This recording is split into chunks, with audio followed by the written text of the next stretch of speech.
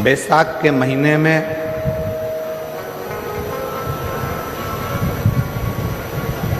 शिव सप्त तीर्थ का बड़ा महत्व है।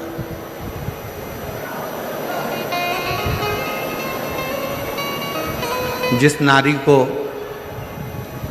30 साल हो गए हों, बच्चे नहीं हों, 35 साल हो गए हों, संतान नहीं हो, 25 साल हो गए, 20 साल हो गए, संतान का सुख ना हो,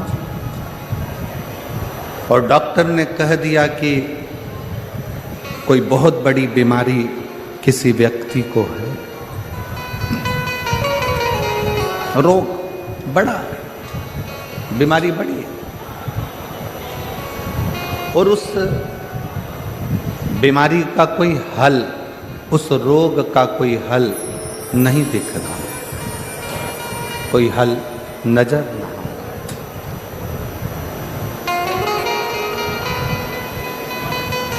कोई हल दिख ना रहा। तो बैसाख महीने में शिव सप्त तीर्थ का एक अनुष्ठान अपने जीवन में जरूर करें।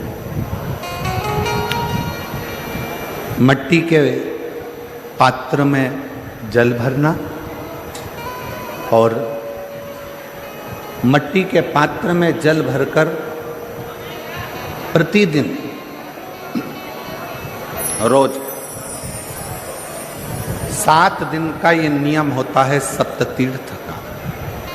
सप्त तीर्थ बस विराम जो है उसका प्रदोष के दिन होना चाहिए। और बैसाख के महीने में जब आप सप्त तीर्थ का अनुष्ठान करें, 1 घड़ा जल का रोज भरें प्रतिदिन, और 1 बेलपत्र, 1 शमी पत्र उस घड़े के नजदीक में कोई पात्र में अवश्य रखें। पात्र को, जो जल का घड़ा है, जल का पात्र है, उसको मट्टी के ही दीप से या कोई श्वेत वस्त्र जिसको मला गया हो, धोया गया हो, साफ हो, उस वस्त्र से ढक दें।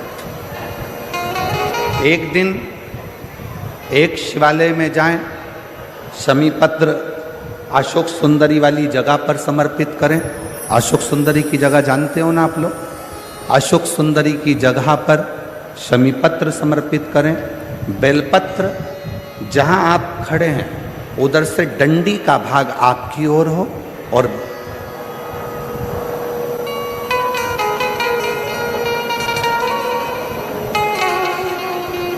जहां आप खड़े हैं वहां डंडी का भाग आपकी ओर हो और बेलपत्र शिव जी को समर्पित करा जाए। फिर जो मट्टी के पात्र में जल है वो भगवान शंकर को अपनी कामना कर कर शिव जी को समर्पित कर दो। संतान के लिए कर रहे हो तो वहीं से जल को एक कटोरी में, एक पात्र में झेल लीजिए। उस जल का आधा भाग नंदी के पास बैठकर आप ग्रहण कर लो, आधा भाग अपने पति को देना प्रारंभ कर दो। कोई रोग के लिए कर रहे हो, किसी बीमारी के लिए कर रहे हो, तो वो जल आप अपने घर की देहली में प्रवेश करने के पहले अपने मुख में उसको ग्रहण कर लो। एक दिन में एक शिवालय, दूसरे दिन दूसरा शिवालय, तीसरे दिन तीसरा शिवालय। अगर अपने नगर में, अपने गांव में, अपने क्षेत्र में 7 शंकर के मंदिर नहीं हो, यदि अपने गांव में, अपने नगर में, अपने क्षेत्र में 7 शंकर के शिवालय नहीं हो, तो मिट्टी का शिवलिंग बनाकर उस पे चढ़ा, पर रोज एक शिवालय अलग होना चाहिए। प्रतिदिन प्रदोष के दिन जब आप इस सप्त तीर्थ का विराम करेंगे, उस समय पर जल, जब प्रदोष काल आए, प्रदोष काल का जब समय हो, जल चढ़ाओ। सुबेरे, और प्रदोष काल का जब समय हो उस जल का पान उस प्रदोष काल में कर ले। प्रदोष को जो प्रदोष काल में उस जल को शंकर का पंचाक्षर मंत्र नमः शिवाय, षडाक्षर मंत्र ओम नमः शिवाय या श्री शिवाय नमस्तुभ्यम बोलकर प्रदोष काल में उस जल का पान करें। बाबा को प्रार्थना करें, शिव से विनय करें। ये नियम केवल बैसाख के महीने में होता है, इसको बाकी के महीने में नहीं किया जाता है। इसको बाकी के महीने में नहीं करते, केवल बैसाख।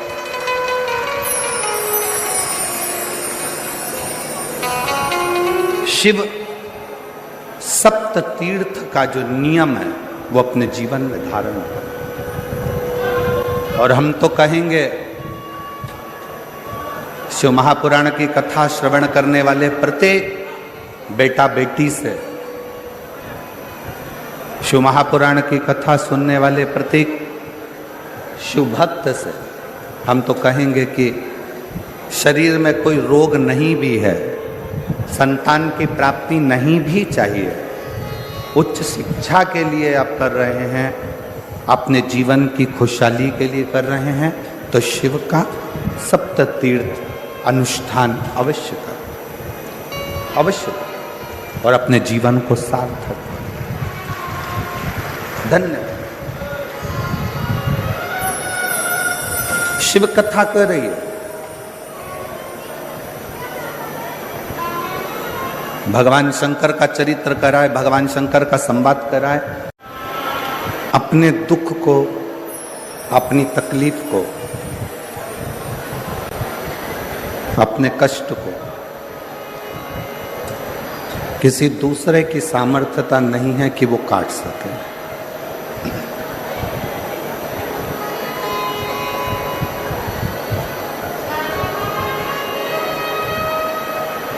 शिव महापुराण की कथा कहती है, अपने दुख को, अपनी तकलीफ को, अपने कष्ट को केवल अपना किया गया नाम जाप, अपना किया गया मंत्र जाप, अपना किया गया भजन, अपना किया गया सत्कर्म,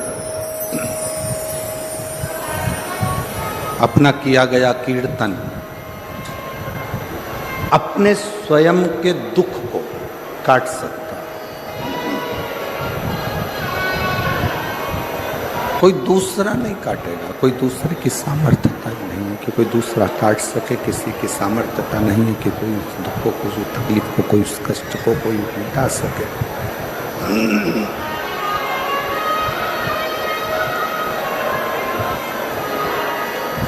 जब हम शंकर जी के मंदिर में एक लोटा जल लेकर बिना संकोच के, बिना दिखावे के, बिना आडंबर के, विश्वास के साथ, भरोसे के साथ, दृढ़ता के साथ, भरोसे के साथ, विश्वास के साथ जब हम शिवालय में शिव जी के मंदिर तक पहुंचते हैं,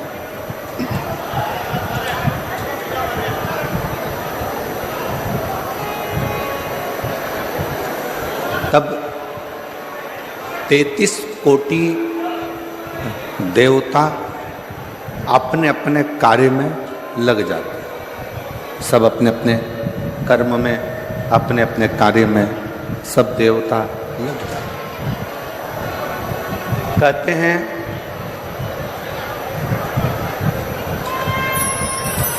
दो देवियों को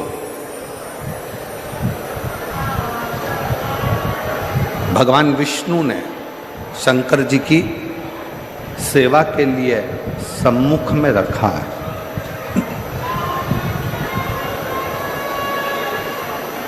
पहले नंबर पर माता लक्ष्मी और दूसरे नंबर पर भाग्य देवी।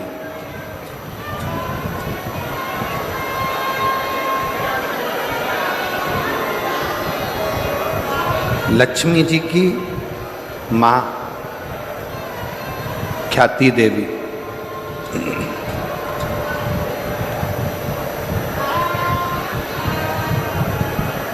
जब लक्ष्मी जी की माँ ख्याति देवी लक्ष्मी जी की शादी भगवान शंकर जी से करना चाहती थी और लक्ष्मी जी का जो प्रेम था, लक्ष्मी जी का जो समर्पण था, वो भगवान विष्णु की ओर था, भगवान नारायण की ओर था।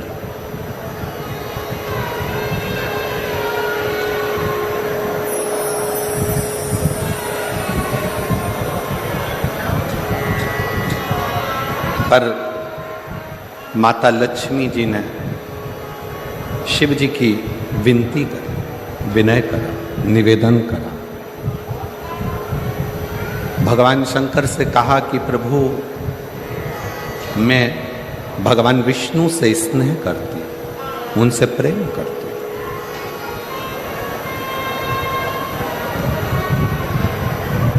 उनके प्रति मेरा समर्पण है।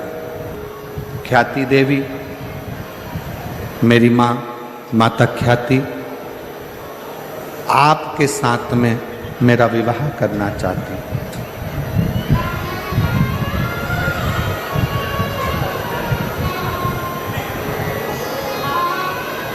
और मेरा पूर्ण समर्पण भगवान नारायण के प्रति है,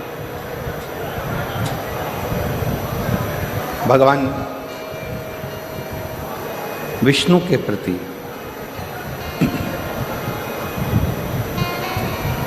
यदि आप कृपा करेंगे तो मेरा विवाह भगवान नारायण के साथ में हो सकता है, भगवान विष्णु के साथ हो सकता है।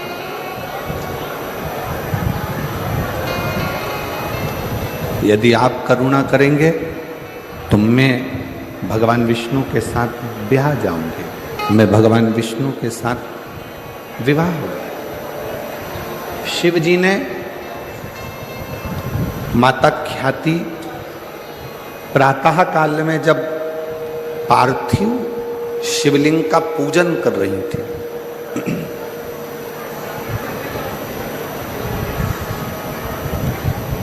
पार्थिव लिंग का निर्माण कर कर उसका पूजन कर, भगवान शंकर का चरित्र कराए, भगवान शंकर का संवाद कराए।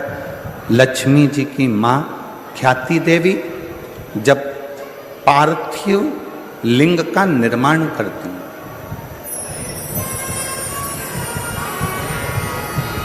माँ ख्याति देवी जब पार्थिव लिंग का निर्माण कर कर पूजन करती है, तब भगवान शिव माता लक्ष्मी की माँ ख्याति देवी के सामने प्रकट हो जाते हैं, सम्मुख में प्रकट, सामने प्रकट।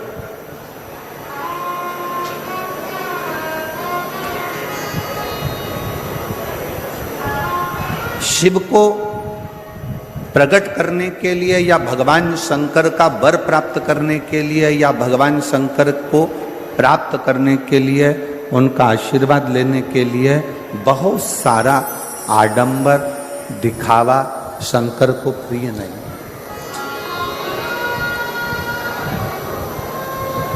शंकर की प्रियता आपके मन की निर्मलता, आपके मन का शुद्ध भाव है। और मैंने तेरे ही भरोसे बाबा, तेरे ही भरोसे हवा बिच उड़ती जागी, बाबा डोर हटो छड़ी नाम कटी जावागी। बोले मैं तेरी पतंग शंभो, मैं तेरी पतंग हवा बिच उड़ती जावागी, बाबा डोर हटो जटिला में कटी जावागी।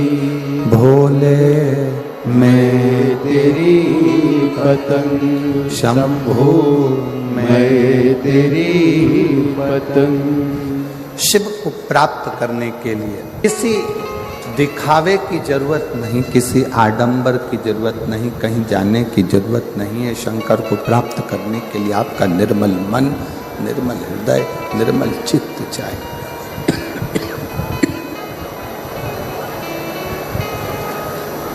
शुद्ध भाव, शुद्ध मन।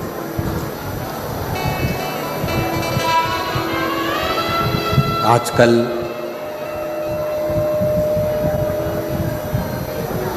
दुनिया के लोग कहते हैं 1 कुंटल शिव जी को दूध चढ़ाओ।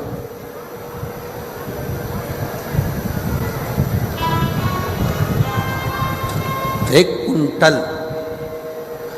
101 किलो शिव जी को दूध चढ़ाएं। कोई कहता है शंकर भगवान को 56 भोग लगाओ। कोई कहता है भगवान शंकर को 1.25 लाख बेलपत्र शिव जी को चढ़ाओ। नहीं भाई, 1.25 लाख बेलपत्र शंकर को चढ़ाने के हकदार आप कब बनेंगे? 1.25 लाख बेलपत्र चढ़ाने के हकदार आप शंकर भगवान को कब बनोगे? जब आपने अपनी जिंदगी में 1.25 लाख बेलपत्र के पेड़ लगाए होंगे।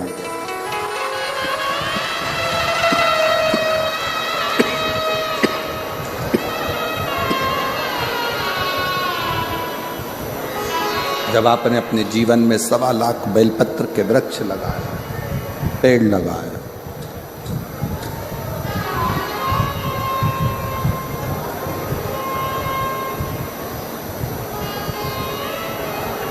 बहुत ध्यान से सुनना। बेलपत्री का एक पत्ता, बेलपत्र का मात्र एक पत्ता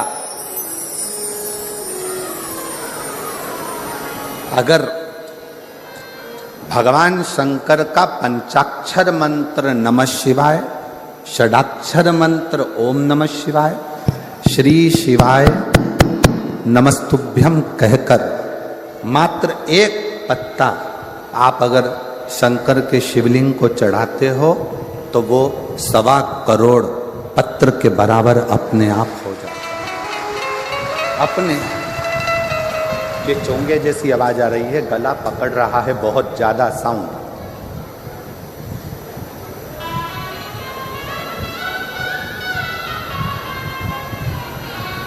सवा करोड़ शिवलिंग के बराबर, 1.25 करोड़ शिव बेलपत्र के बराबर एक पत्र हो जाता, एक पत्र।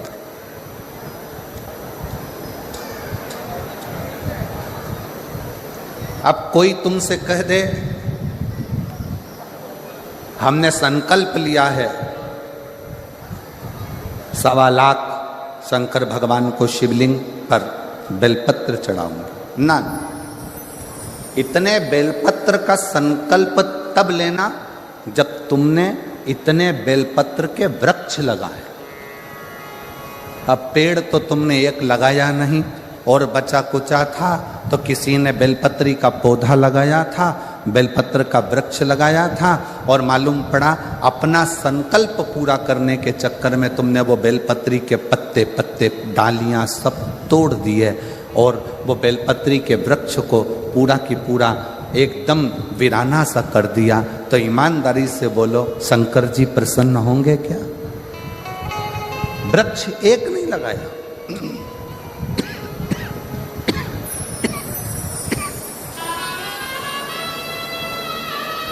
बेलपत्री का पेड़ एक नहीं लगाया, और मालूम पड़ा अपना संकल्प पूरा करने के लिए, अपना लक्ष्य पूरा करने के लिए पूरा की पूरा वृक्ष, पूरा की पूरा पेड़, पूरा की पूरा वृक्ष आप लोगों ने वीराना कर दिया, तो वो मतलब का नहीं, वो मतलब का नहीं।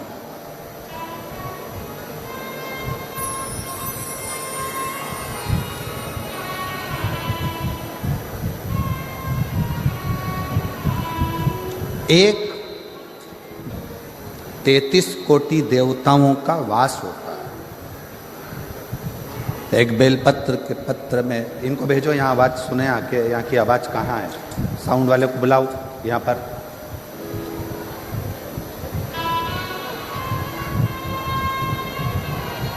एक बेलपत्र के पत्र के अंदर 33 कोटि देवताओं का वास होता है, 33 कोटि देवताओं। और जब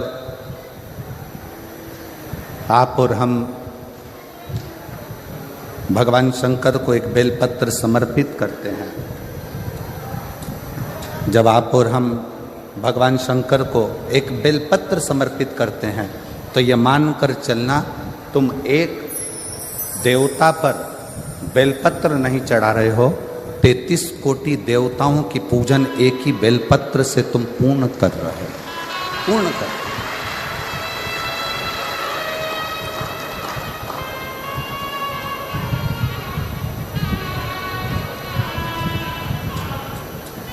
सारे देवताओं की पूजन, सारे देवताओं की आराधना, सारे देवताओं की अर्चना तुम एक बेलपत्र से पूर्ण कर ले रहे हो, एक बेलपत्र। माता ख्याति का यह चरित्र थोड़ा सावधानी से श्रवण करिएगा। माता ख्याति जब उनके पास में कुछ भी नहीं, शिव की आराधना, शंकर का भजन, शंकर का स्मरण, शंकर का कीर्तन, शंकर का मंत्र जाप, शंकर का नाम जाप,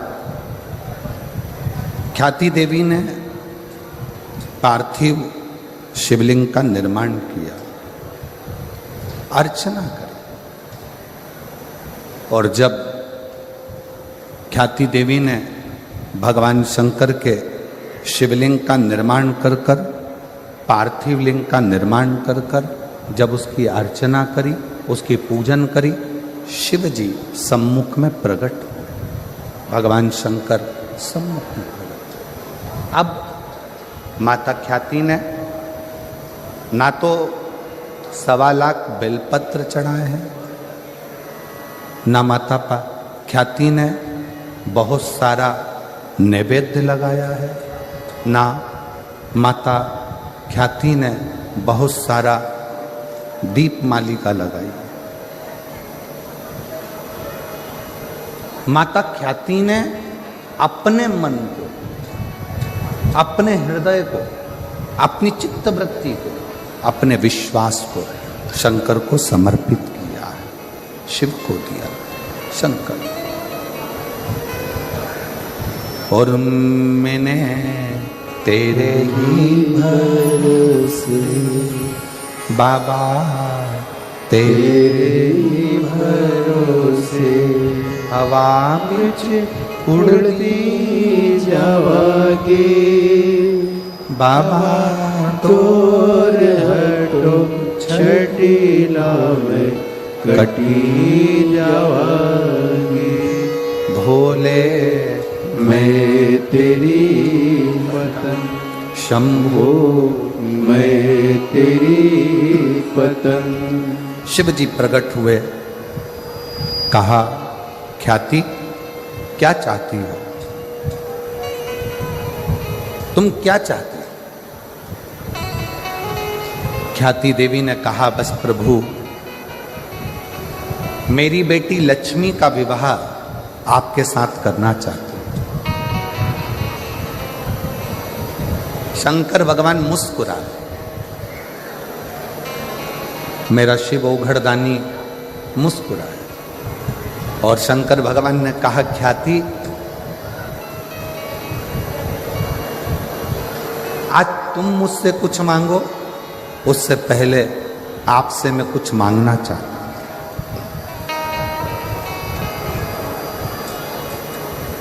आज मैं आपसे कुछ मांगना चाहता हूं। शंकर भगवान ने जैसे ही कहा कि मैं ख्याति आपसे कुछ मांगना चाहता हूं, ख्याति प्रसन्न हो गई। जिस ओघड़दानी ने, जिस शंकर भगवान ने अपने ससुर हिमालय राज से कुछ नहीं मांगा, जिन शंकर भगवान ने अपने ससुर दक्ष प्रजापति से कुछ नहीं मांगा, जिन शंकर भगवान ने अपने नारायण से कुछ नहीं मांगा, जिन शंकर भगवान ने अपने देवताओं से कुछ नहीं मांगा, वो शंकर भगवान आज ख्याति से कुछ मांग रहे हैं, तो ख्याति देवी बड़ी प्रसन्न हो, बहुत प्रसन्न, बहुत प्रसन्न। मांगो। ओघड़दानी आज क्या मांगना चाहते हैं? कहा ख्याति बस इतना सा चाहिए, लक्ष्मी की शादी मेरे साथ नहीं, लक्ष्मी की शादी तो भगवान नारायण के साथ कर दीजिए, भगवान विष्णु के साथ।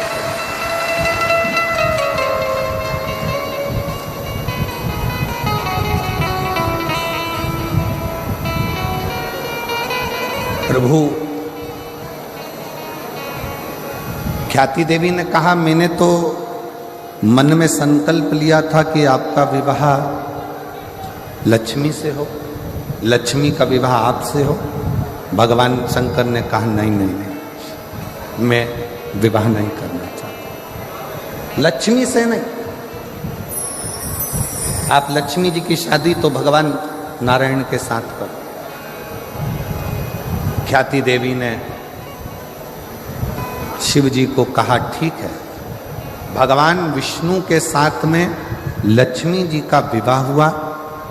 शंकर भगवान जब विवाह के मंडप में खड़े हुए थे, विवाह के मंडप में जब ओघड़दानी भगवान शिव जब खड़े हुए थे, तभी उसी समय पर, उसी पल, उसी घड़ी, उसी क्षण भगवान नारायण ने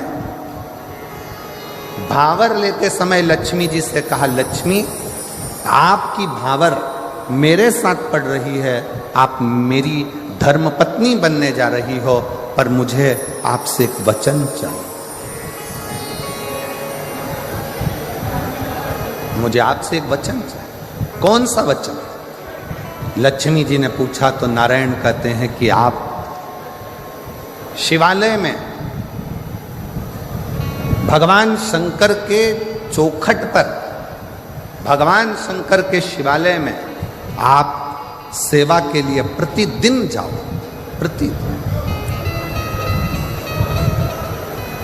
प्रतिदिन सेवा में आपको जाना, ठीक है? पर आपकी सेवा छूट जाएगी प्रभु। अगर मैं शंकर भगवान के मंदिर में जाऊंगी, शिवालय में जाऊंगी, तो आपकी सेवा छूटेगी। नारायण कहते हैं, लक्ष्मी मेरी सेवा भले छूटे, पर शिव की सेवा नहीं छूटना चाहिए। तुम्हें जाना, तुम्हें जाना। लक्ष्मी जी ने वचन दिया, रोज प्रतिदिन लक्ष्मी जी शिव जी के मंदिर में आकर, शंकर के शिवालय में आकर सेवा में लग जाए। प्रतिदिन प्रतिदिन। ये देखते देखते देखते देखते समय बीता। एक दिन भगवान शिव जी का ध्यान माता लक्ष्मी पर, माँ लक्ष्मी।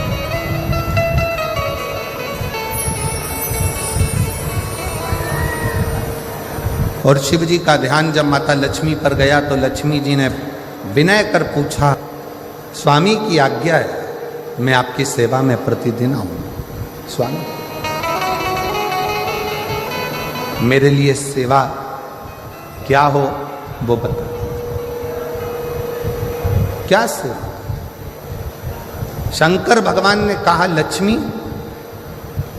तुम आती हो ना, तो तुम्हारे साथ में तुम्हारी एक सखी भाग्य देवी भी तुम्हारे साथ में आती है। इनसे कुछ नहीं होना है, ये वाला ऐसी है, उसके लेयर ऐसे चल रही, बार बार चालू होता, इधर आएगा तो आवाज आएगा इसमें।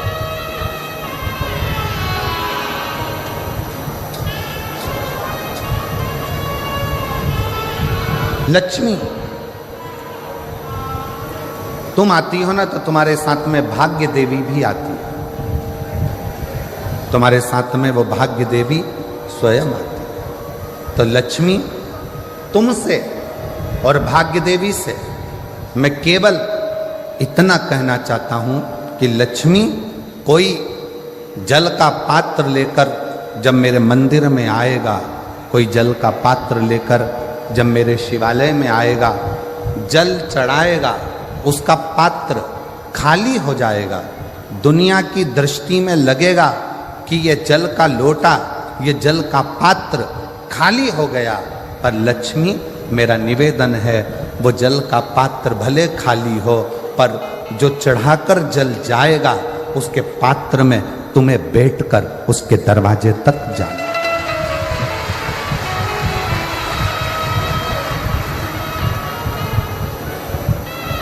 तुम्हें जाना।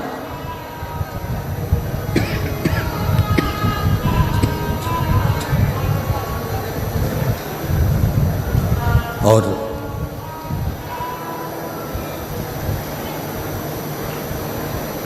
भाग्य देवी हाथ जोड़कर कहती है कि मेरे लिए क्या किया, मेरे लिए क्या किया। शंकर भगवान ने कहा, भाग्य देवी तुम मेरी चौखट पर रहोगी, मेरे दरवाजे की चौखट पर भाग्य देवी विराजमान रहेगी। जो मेरे शिवालय तक आएगा उसके भाग्य को बदलने की जवाबदारी तुम्हारी रहेगी, उसका भाग्य तुम।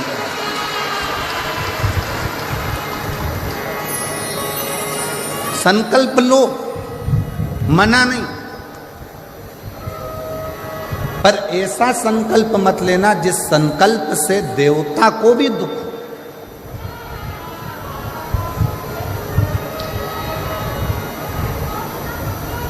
सवा लाख बेलपत्र चढ़ाऊंगी, मैं संकल्प करती हूं 1000 लीटर दूध शिव जी पे चढ़ाऊंगी, संकल्प लेती हूं।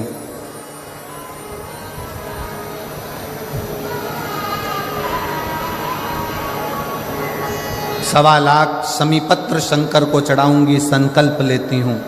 ऐसा संकल्प ना लीजिए। कभी कभी संकल्प के चक्कर में देवता भी फंस जाते हैं, और संकल्प के चक्कर में फंसते हैं तो शंकर जी को आकर फिर उन देवताओं में संधि कराना पड़ता है। एक प्रसंग शिव महापुराण का है। पार्वती जी ने एक व्रत किया, और वो व्रत था अपने बच्चों के स्वास्थ्य के,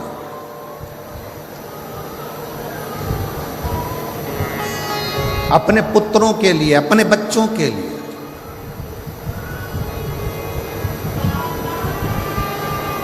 गणेश जी, षडानंद कार्तिकेय जी, जया, विषहरा, श्यामली बारी, दौतली, देव, अशोक सुंदरी, शंकर जी की जो 6 बेटियां हैं,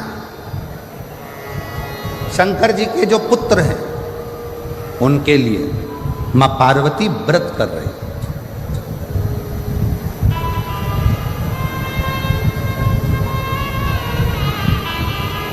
माता पार्वती ने व्रत किया,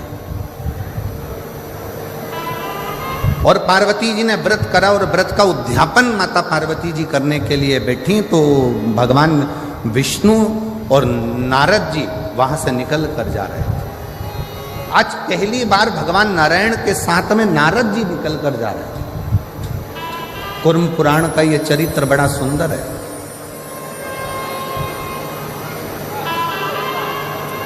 भगवान विष्णु और देव ऋषि नारद वहां से निकलते निकलते जा, देव ऋषि नारद अपनी गर्जना के साथ नारायण श्रीमन नारायण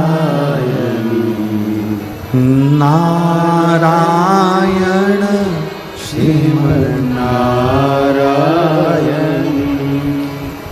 नारायण श्रीमन्नारायण नारायण श्रीमन्नारायण।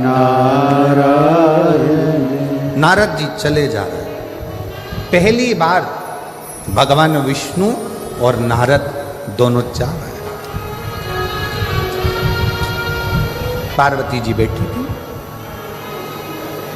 संकल्प था व्रत पूर्ण होने पर उद्यापन करना।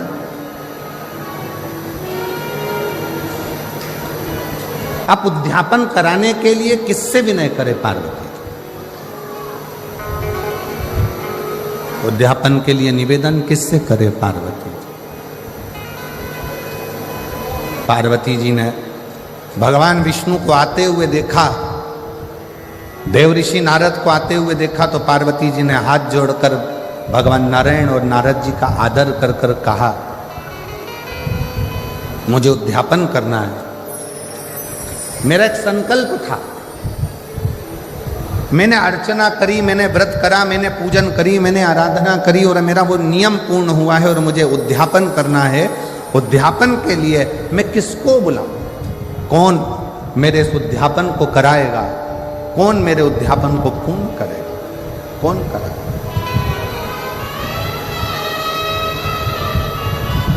देव ऋषि नारद बड़े प्रसन्नता में कहने लगे, मां सनत कुमार जी को बुलाइए और सनत कुमार आपके इस उद्यापन को करा देंगे। सनत कुमार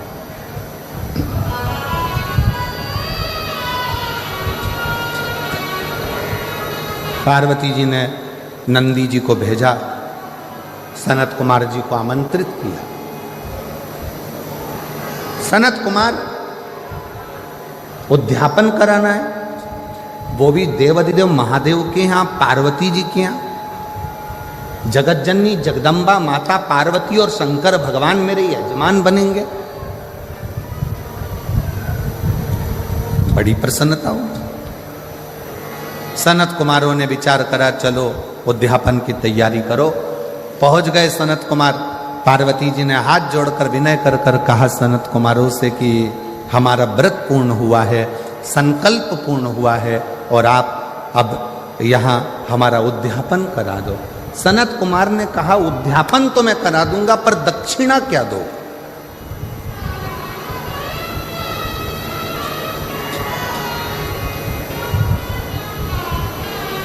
सबसे मुख्य तो दक्षिणा है।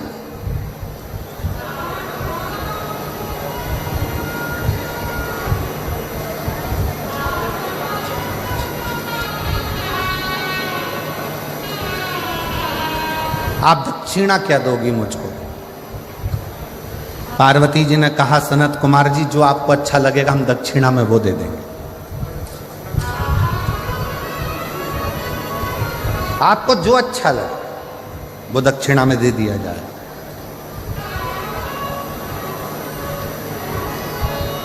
सनत कुमार ने कहा, मां पहले संकल्प करना पड़ेगा कि जो दक्षिणा में मांगूंगा वो तुम्हें देना पड़ेगा।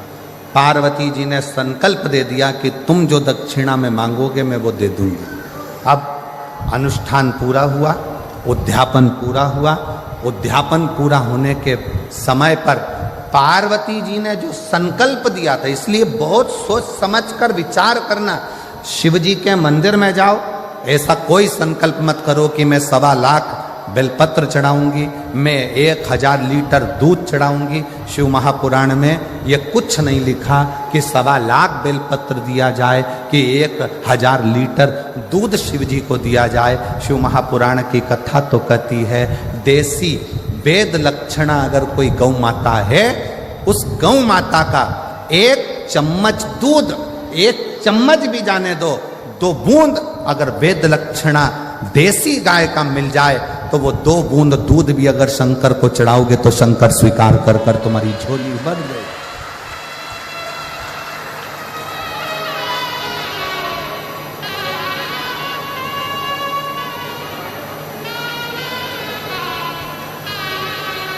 रतनगढ़ में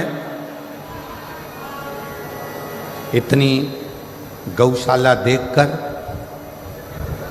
रतनगढ़ में गौ माता की इतनी अच्छी सेवा देखकर आज हृदय बड़ा प्रफुल्लित है, जो रतनगढ़ के अंदर इतनी गौ माता की सेवा है। पूरे रतनगढ़ के रहवासियों को, रतनगढ़ की गौशालाओं का संचालन करने वाले एक एक ग्वाले को, रतनगढ़ की गौशालाओं को संचालित करने वालों को और रतनगढ़ की गौशालाओं का सेवा संभाल करने वालों के चरणों को मैं दंडवत करता हूँ, प्रणाम करता हूँ। बहुत सुंदर से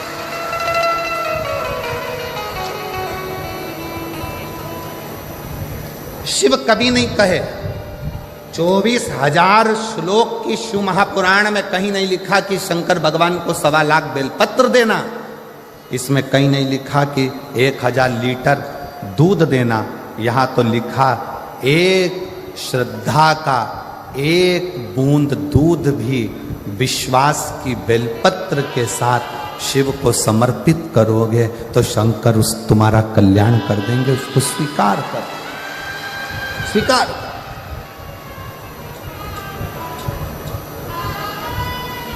विश्वास के साथ, भरोसे के साथ।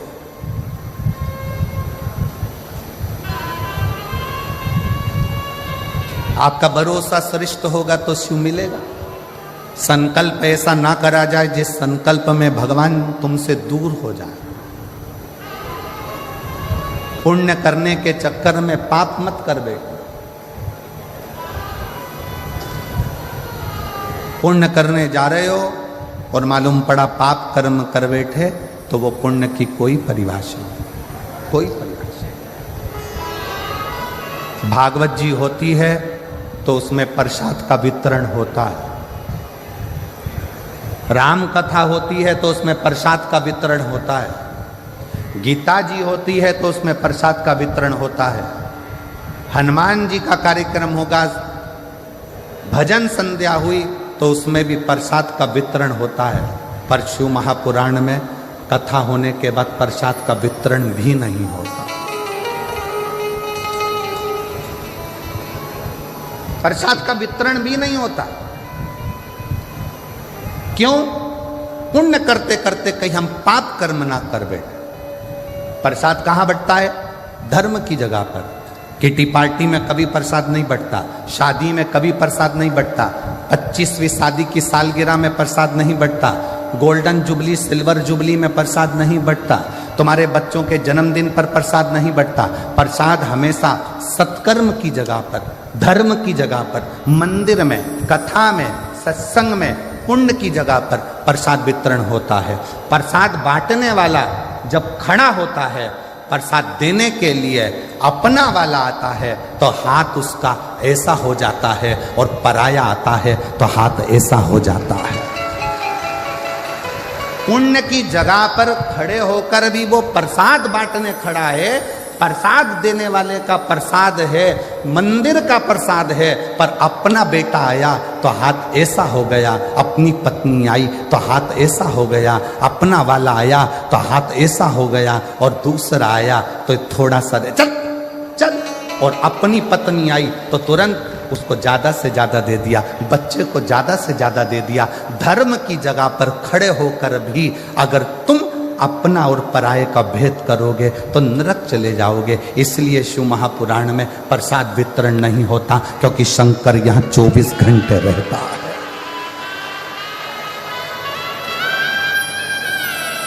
जितने दिन तक शिव महापुराण की कथा जिस पंडाल में होती है, जितने दिन तक शिव महापुराण की कथा पंडाल के अंदर विराजमान होती है, शंकर जी ने तुमरुका जी को वचन दिया है कि तुमरुका चंचुला के पति को मोक्ष देकर, चंचुला जैसी बेधव्य स्त्री को, विधवा नारी को भी अखंड सौभाग्य देकर मैं आज वचन देता हूं कि जिस जगह पर शिव महापुराण की पोथी रखी होगी उस जगह पर मैं कैलाश और काशी छोड़कर 7 दिन वहीं पर निवास करूंगा। मेरा वहां निवास है। अब शिव जी का यहाँ निवास है और शंकर के दरवाजे पर प्रसाद वितरण हो, किसी को ज्यादा किसी को कम दे दिया, शंकर की दृष्टि में आ गया तो भोगना जीव को पड़े। इसलिए शिव महापुराण में प्रसाद वितरण की मूलता नहीं है। शिव महापुराण का सबसे बड़ा प्रसाद है श्री शिवाय नमस्ते। हम आप भी जपो, दूसरे को भी जपो, आप भी भजो, दूसरे को भी भजो। संकल्प ऐसा ना लो जिस संकल्प में दुख खड़ा हो जाए। 2 बूंद देसी गाय का अगर वेद लक्षणा गाय का दूध है वो शिव को स्वीकार है। केमिकल का दूध शंकर को स्वीकार नहीं, शंकर को स्वीकार नहीं।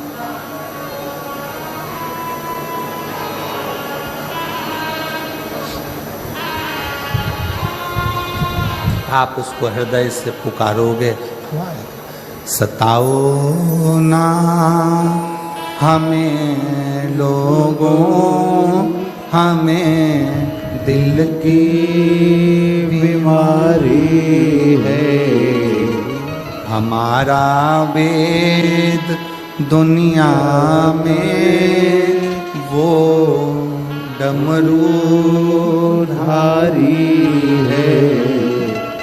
सताओ ना हमें लोगों, हमें दिल की बीमारी है। शिव को बिना आडंबर के, बिना दिखावे के शंकर को कुछ दोगे, शिव स्वीकार करें, शिव स्वीकार करें।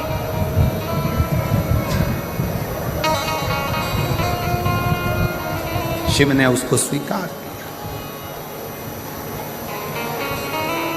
एक पत्र है, अच्छा है,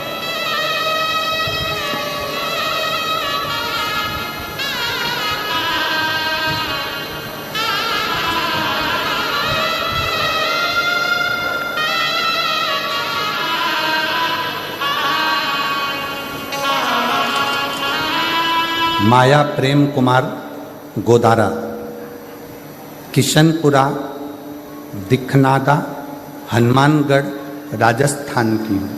एलईडी पर पत्र पढ़ सकते हैं। मेरा मोबाइल नंबर ये है। बाबा के चरणों को मैं प्रणाम करती हूँ। कहीं बैठी हो माया प्रेम कुमार गोदारा, किशनपुरा, दिखनादा, हनुमानगढ़, राजस्थान। कहीं बैठी हो तो हाथ हिला सकती हैं। है बैठी हैं, आ जाइएगा। अगर कहीं बैठी हो तो आ जाए। 1 लोटे जल का और शिव पर भक्ति का, शंकर की कथा का मैं वर्णन करना चाहती हूँ। मुझे बचपन से अस्थमा की बीमारी थी। हर जगह से इलाज करवाया, जांच भी करवाई, तो डॉक्टर ने सब खाने पीने की चीजें बंद करवा दी और बोल दिया दवाई तो खानी पड़ेगी। फिर भी कोई लाभ नहीं हुआ। मैंने कथा को सुनना पहली बार 2020 में चालू करा। फिर आपकी कथा सुनकर मेरा मन हुआ, आप कहते हो कथा के पंडाल में बैठकर जो मांगा जाए वो मिलता जरूर है। मुझे 40 साल से अस्थमा है। 40 साल से अस्थमा की बीमारी के कारण मैं ना चल सकती ना कहीं जा सकती, बड़ी तकलीफ। अब करूं क्या? आपकी कथा सुनकर पंडाल में कथा कहाँ सुनने जाऊं? तो मैं सिरसा हरियाणा की कथा सुनने पहुंच गई। सिरसा हरियाणा के पंडाल में बैठकर कथा सुनी। बाबा से प्रार्थना करी कि आप सब जानते हो बाबा, सियोर वाला महाराज कहता है कि रज को शरीर से लगाना तो ठीक हो जाता है। बाबा मैं भी कथा सुनने आई हूँ, मेरी 40 साल से अस्थमा की बीमारी है, आप मुझे ठीक कर दो।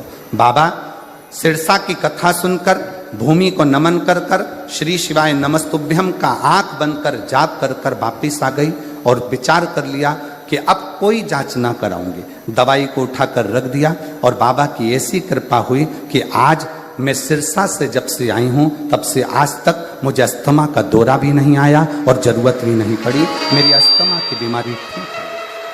40 साल से मैं लगी थी, 40 साल उस अस्थमा के कारण।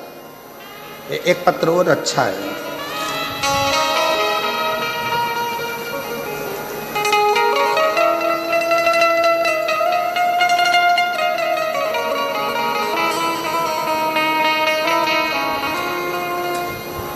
मेरा नाम राजेश कुमार शर्मा, गांव का नाम ठुकरिया सर, तहसील श्री डूंगरगढ़, जिला बीकानेर की निवासी हूँ। कहीं बैठी हो तो हाथ हिला सकती हैं। मेरा नाम राजेश कुमार शर्मा, गांव का नाम ठुकरिया सार, तहसील डूंगरगढ़, जिला बीकानेर की निवासी हूँ। मेरा मोबाइल नंबर ये है। कहीं बैठी हो या कहीं बैठे हो तो हाथ हिला सकते हैं। राजेश कुमार शर्मा, अगर कहीं बैठे हो तो हाथ हिला सकते हैं और आ सकते हैं एक बेलपत्र लेने के लिए। सबसे पहले मैं लाहौटी जी को धन्यवाद देती हूँ, जिन्होंने इस कथा का आयोजन हमारे रतनगढ़ में कराकर हमको कृतार्थ किया। आयोजक समिति को भी धन्यवाद देती हूँ जो इस कथा को करवाए। गुरुजी, एक लोटे जल का मैं क्या वर्णन करूँ। मेरे गले में एक गठान हो गई थी। सभी डॉक्टर बोला कि ऑपरेशन कराना पड़ेगा। गठान कैसी है उसकी जांच करने के लिए जाएगी। अब हम परेशान हो गए कि गठान का ऑपरेशन कैसे कराएं। डॉक्टर के हिसाब से वो गठान निकलेगी, ऑपरेशन के बाद जांच के लिए जाएगी। कोई आसार ठीक नहीं दिख रहे थे। हमने डॉक्टर से कहा कोई दवाई दे दो जिससे गांठ गल जाए। डॉक्टर ने थोड़े दिन की दवाई दी पर गठान नहीं करी। फिर वापिस दिखाने के लिए गए, तब भी हमारी गांठ बढ़ चुकी थी, कम नहीं हुई। तब मेरी माता जी आपकी शिव भक्त हैं, कथा सुनती हैं। उन्होंने कहा कि बेटा शिव मंदिर में जल चढ़ाना प्रारंभ कर और महाराज कथा कहता है आसन लगाकर सुन और बन सके तो एक बार कथा के पंडाल में पहुंच जा और कथा को पूर्ण श्रवण कर। बाबा का मैं भजन कर। गठान बढ़ती जा रही थी और भोले बाबा पर भरोसा कर कर मैं गुजरात की कथा में पहुंच गया। मैं सूरत गुजरात में गया और वहां जाकर कथा का तत्व मैंने श्रवण किया। वहां की माटी को अपने गले में लगाकर बाबा को प्रणाम कर कर आ गया। पुनः दूसरी बार डॉक्टर के पास जाकर जांच कराई तो मेरे गले की गठान पूरी गल चुकी थी। मैं बाबा को यहाँ प्रणाम करने के लिए आया, मैं शिव को नमन करने के लिए आया। कहीं बैठे हो तो एक बेलपत्र लेने के लिए आ सकते हैं। शिव भक्ति का फल क्या? कोई ऐसा संकल्प अपनी जिंदगी में मत लो जिस संकल्प को आप पूरा कर नहीं सकते। कोई ऐसा संकल्प ना ले।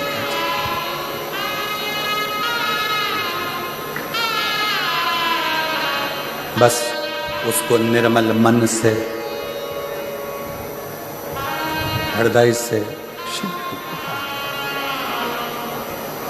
और जब हम उसको निर्मल मन से पुकारेंगे तो वो श्रवण करेगा, सुनेगा। उसको कहाँ नहीं है शिव? सर्वस्व। रतनगढ़ वाले ये सोचें कि ये कथा का पंडाल है, आपकी बुद्धि से निकाल देना कि ये कथा का पंडाल है। 7 दिन मेरे शंकर भगवान ने वचन दिया है तुमरुका जी को। जब एक विधवा, एक बेधव्य चंचुला देवी को जब अखंड सौभाग्य दे रहे थे ईश्वर जी गोरा जी बनकर, जब चंचुला के अखंड सुहाग कर रहे थे, तब मेरे शंकर भगवान ने वचन दे दिया था ये शिव पुराण की पोथी जहाँ रखी होगी वहाँ मैं स्वयं काशी और कैलाश छोड़कर विराजमान रहूं।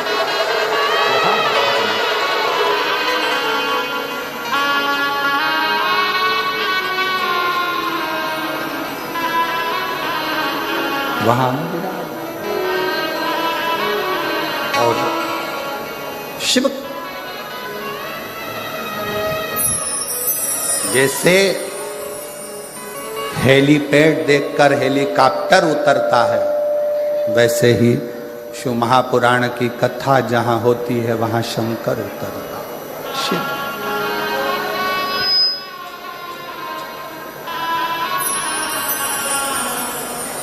तो शिव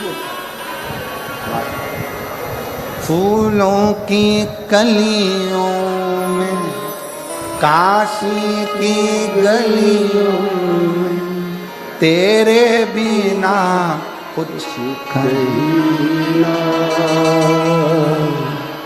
तेरे बिना भी क्या जीना, ओ भोले रे,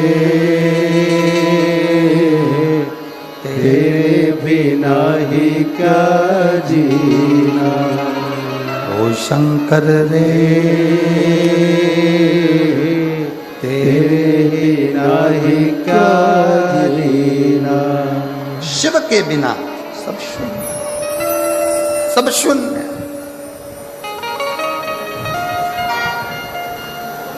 फूलों की कलियों में, काशी की गलियों में, फूलों की गलियों में, काशी की गलियों में, तेरे बिना कुछ कहीं ना, तेरे बिना ही क्या जीना। ओ शंभो रे तेरे बिना ही क्या जीना। ओ शंभो रे तेरे बिना ही क्या जीना। तेरे बिना ही क्या जीना। 40 साल से अस्थमा की बीमारी थी, चलना फिरना खाना पीना सब छूट चुका था डॉक्टरों के हिसाब से, और बाबा की कृपा से अब 40 साल बाद ठीक हुई है, चल भी रही है, फिर भी रही है, और शिव कृपा।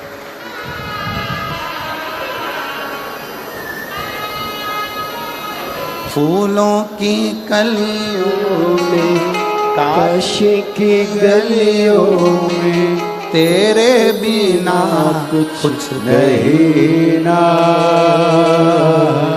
तेरे बिना ही क्या जीना। ओ शंभु रे तेरे बिना ही क्या जीना। ओ बाबा रे तेरे बिना ही क्या जीना। शिव के आश्रित, बिना दिखावे के, बिना आडंबर के, बिना कोई दिखावे के शिव को भजो। शंकर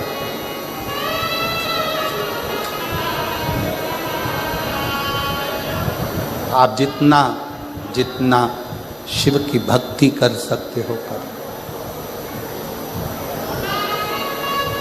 एक बात और कहना चाहेंगे, आप यहाँ जितने लोग कथा श्रवण करने आए हैं उनके भी स्मरण में होगा, अगर आप लोग कहीं दूसरी जगह कथा सुनने गए होंगे और वहाँ के पंडाल में जितने कार्यकर्ता सेवा में लगे रहते हैं वो भी कथा को सुनते हैं। क्यों? क्योंकि रतनगढ़ में बार बार शिव पुराण की कथा होने वाली नहीं है, तो कहाँ जाकर सुनेंगे? कहाँ? हमारा तो कार्यकर्ताओं से भी निवेदन है, खूब सेवा करो, मना नहीं, पर जिस समय कथा चले बाबा से अर्जी करने के लिए, उससे प्रार्थना करने के लिए तुम कहाँ जाओगे? कहाँ तुम विनय करने के लिए पहुंचोगे? कौन से पंडाल में जाकर बैठोगे? अपने गांव में कथा हो रही है, अपने क्षेत्र में कथा हो रही है, 2 क्षण बैठकर उसको अपने दिल का हाल सुना लो, उसको अपने मन की बात कह लो हृदय से। और जब हम बाबा को अपने हृदय का भाव कहें तो वो स्वीकार है। कोई संकल्प ऐसा न लिया जाए जिस संकल्प में भगवान का भी मन दुखे, हृदय। शिव के उस भाव को अपने हृदय में, शिव कथा कर, शिव महापुराण की कथा कर रही, भगवान शंकर का संवाद कर रहा है, शिव तत्व।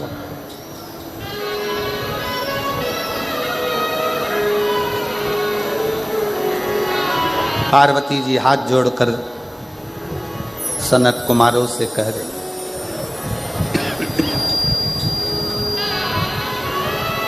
मैं वचन देती हूं कि आपको जो दक्षिणा मांगोगे मैं आपको दूंगी, जो दक्षिणा मांगोगे।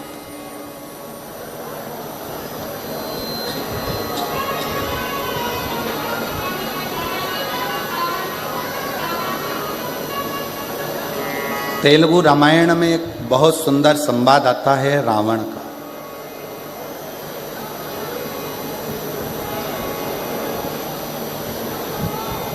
तेलुगु रामायण के अंतर्गत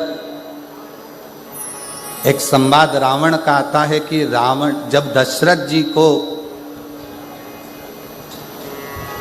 जी जब वन में विचरण कर रहे थे और एक बाण छोड़ा गया था जो हिरण के लिए छोड़ा गया था, शब्द भेदी, और वो किसको लग गया था?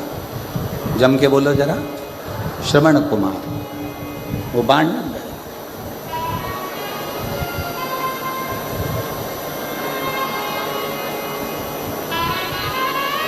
सुहांगी के बेटे को, शांतिन मुनि के पुत्र को वो बाण लगा। वो बाण लगा।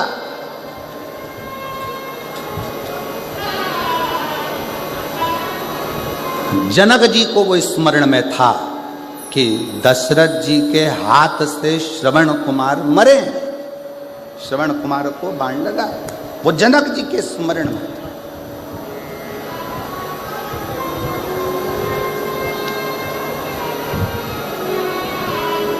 और सुहांगी कौन? तेलुगु रामायण कहती है सुहांगी कौन? कहा दशरथ जी की बहन।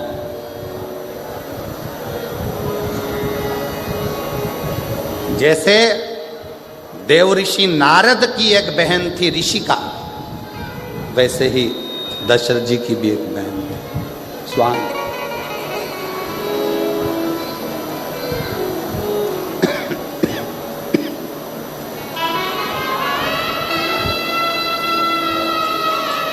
जैसे देव ऋषि नारद जी का एक भांजा था, देव ऋषि नारद जी का भी एक भांजा था पर्वत मुनि, उसी तरह यदि देखा जाए तो सुहांगी का पुत्र श्रवण कुमार भी दशरथ जी का ही भांजा। जनक जी के स्मरण में यह बात थी कि दशरथ जी के हाथ से श्रवण कुमार के प्राण छूट गए। श्रवण कुमार। जानकी जी जिस दिन से अयोध्या में आई तो उन्होंने प्रसाद ना पाया। पूछा क्या बात है, भोजन नहीं कर रही हो? कहा मैं कैसे भोजन करूं, यहां तो दोष लगा है भांजे की हत्या का। दोष मिटे कैसे?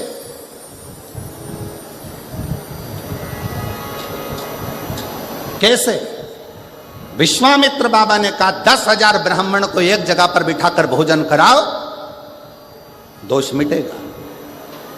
जानकी जी ने सुन रखा था अपने पिता जनक जी से कि दोष को मिटाने के लिए कोई ऐसा ब्राह्मण घर में आकर भोजन करे जिसने कभी किसी यजमान के घर में भोजन ना किया हो। ऐसा ब्राह्मण आज भी हमारे मध्य प्रदेश में नियम है, मारवाड़ का राजस्थान का नहीं मालूम, पर हमारे यहाँ ब्राह्मण देवता अगर भोजन करने के लिए बुलाए जाते हैं तो उनसे कह दिया जाता है महाराज जी तुम 2-4 घर में जीम के मत आना, हमारे घर में आकर जीमना। तुम 2-4 जगह भोजन कर कर आ जाओगे, फिर हमारे यहाँ कुछ नहीं खाओगे तो हमें पुण्य कैसे मिलेगा? श्राद्ध का समय है, आप यहाँ भी चले गए, वहाँ भी चले गए, वहाँ भी चले गए, और हमारे घर में आप आए तो आपने कुछ मुंह झूठा करा, कुछ भी ना खाया, तो हमको तो कोई पुण्य मिला नहीं। सीता जी ने कहा कोई ऐसा ब्राह्मण जिसने किसी जजमान के घर में अपना मुख झूठा ना करा, जिसका निमंत्रण कभी किसी ने ना करा, उसको बुलाया जाए। ऐसा ब्राह्मण कहाँ मिलेगा? तब किसी ने कहा ऐसा ब्राह्मण तो केवल एक ही है, और वो लंका का राजा रावण है। असुर है, राक्षस है, प्रवृत्ति राक्षस की है, पर हे ब्राह्मण। और उसको किसी ने भोजन करने नहीं बुलाया क्योंकि उसकी प्रवृत्ति राक्षस की। ऐसे राक्षस को कौन अपने घर भोजन करने बुलाएगा? पाती लिखी गई, दशरथ जी के घर से रावण के यहाँ गई। मंदोदरी के हाथ में पत्र आया, मंदोदरी ने पत्र पढ़ा तो अपने पति के हाथ जोड़कर निवेदन करा कि आप ब्राह्मण कुल में जन्मे हो, परंतु आपने ब्राह्मण कर्म कभी नहीं किया। रावण कहता है मैं शंकर जी की पूजन करता हूं, यह ब्राह्मण कर्म नहीं तो और क्या है। मैं कंधे पर जनेऊ धारण करता हूं, ब्राह्मण कर्म नहीं तो और क्या है। मैं मस्तक पर त्रिपुंड धारण करता हूं, यह ब्राह्मण कर्म नहीं तो और क्या है। मंदोदरी कहती है यह ब्राह्मण कर्म अलग बात है, ब्राह्मण का मूल कर्म है जजमान के यहाँ भोजन करने जाए और दक्षिणा लेकर आए। आप कहां भोजन करने गए? रावण कहता है मेरे जैसे दशानंद को कौन भोजन कराएगा, किसको अपने भंडारे खाली करवाना है, जो मुझे बुलाएगा। मंदोदरी ने कहा अयोध्या के राजा दशरथ जी ने भोजन करने बुलाया है, जाओगे? रावण खुश होकर बोला मुझे? हाँ। रावण ने अपने मस्तक का मुकुट नीचे रख दिया और मुकुट उतार कर रावण दशरथ जी के यहाँ चला, क्योंकि रावण को मालूम था कि जिसके दरवाजे पर जा रहा हूं उन राम के दरवाजे पर जाने के लिए अहंकार के मुकुट को जमीन पर रखना पड़ेगा। अहंकार का मुकुट जब जमीन पर जाएगा तब मुझे राम मिल पाएंगे। रावण पहुंचे, दशरथ जी ने चरण धुलाए, भीतर प्रवेश कराया। आइए माना, भोजन करने बैठे। रावण से पूछा कि आप ब्राह्मण क्या भोजन करोगे, क्या बनाया जाए? रावण ने कहा जिसके कारण मैं भोजन करने आया हूं, भोजन वो बनाकर खिलाएगी तो मैं भोजन करूंगा। सीता भोजन नहीं कर रही थी और उसके कारण भोजन करने आए। सीता ने नियम लिया था जब तक कोई ब्राह्मण भोजन ना करे तब तक मैं भोजन ना करूं। सीता जी को बुलाया गया। रावण ने पूछा, सीता जी ने पूछा ब्राह्मण देवता बताओ भोजन क्या बनाया जाए। रावण कहते हैं सीता जी से भोजन तो मैं कर लूंगा पर मेरी एक शर्त है। क्या? जो भोजन करने के बाद दक्षिणा मांगूंगा वो तुम्हें देना पड़ेगा। जानकी जी ने कहा ठीक है, जो दक्षिणा मांगोगे मैं दूंगी, आप भोजन करिए। ब्राह्मण भोजन करे। दक्षिणा देने की बारी आई तो दशरथ जी ने दक्षिणा देना चाहा, मना कर दिया, जानकी जी को बुलाया जाए। सीता जी सामने खड़ी थी रावण के, मांगो दक्षिणा में क्या चाहिए। रावण कहता है जानकी फिर विचार कर लीजिए, दक्षिणा में जो मांगूंगा वो देना पड़ेगा। देवता ऊपर से घबरा रहे थे, कहीं ये सीता जी की सुंदरता देखकर सीता जी को ना मांग ले। भगवान नारायण स्वयं शिव जी से कहते हैं तुम्हारा भगत भोजन करने आया है, कुछ आड़ा टेढ़ा नहीं मांग ले। सीता जी ने सामने खड़े होकर, शंकर भगवान ऊपर से मुस्कुरा रहे थे कि मेरा भक्त है, भोजन करने के समय पर ऐसा कुछ नहीं मांगेगा, चिंता मत करो। रावण कहता है जानकी जी वचन तो दे दो, जो मांगूंगा दे दोगी? हाँ वचन देती हूं, मांगिए क्या चाहिए। रावण ने कहा जानकी जी दक्षिणा में मुझे मेरी मुक्ति चाहिए, मुझे दक्षिणा में मेरी मुक्ति दे दीजिए मुझे। सीता जी की आंख से जल झलक गया। जानकी जी ने मन में विचार करा, मुक्ति देने वाली मैं नहीं, मुक्ति देने वाले तो राम हैं, मैं मुक्ति कैसे दे सकती हूं। सीता जी ने कहा मैं अच्छे कुल की बहू हूं, पति से बिना पूछे कुछ नहीं दे सकती, पहले पति से पूछूंगी फिर दूंगी। पूछिए। सीता जी दौड़कर राम जी के पास गई। रावण दक्षिणा में मुक्ति मांग रहा है। सीता जी के शब्द सुने तो राम जी ने कहा दे दो उसको मुक्ति दक्षिणा में। सीता जी कहती हैं नाथ आपने तुरंत कह दिया कि दक्षिणा में मुक्ति दे दो। आपको मालूम है रावण को मुक्ति देने के लिए लंका में भक्ति को जाना पड़ेगा, और जब तक लंका में भक्ति नहीं जाएगी तब तक रावण को भी मुक्ति नहीं मिलता। राम जी कहते हैं सीता मैं रावण की लंका में भक्ति भेज दूंगा।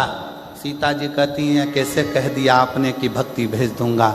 आपकी ये धर्म पत्नी सीता भक्ति का एक प्रतिबिंब है। जब तक सीता लंका नहीं जाएगी तब तक रावण को मुक्ति नहीं मिल पाएगी। राम जी कहते हैं सीता मैं तुझे लंका भेज दूंगा, और जो सीता जी लंका में गई रावण के हृदय में भक्ति का संचार हुआ। रावण को स्वप्न में भी राम दिखने लगे, तब राम जी ने जाकर रावण को मुक्त कर दिया। ये मुक्ति की कथा है, ये मुक्ति। संकल्प लो पर विचार कर कर, संकल्प लो पर विचार नहीं होकर।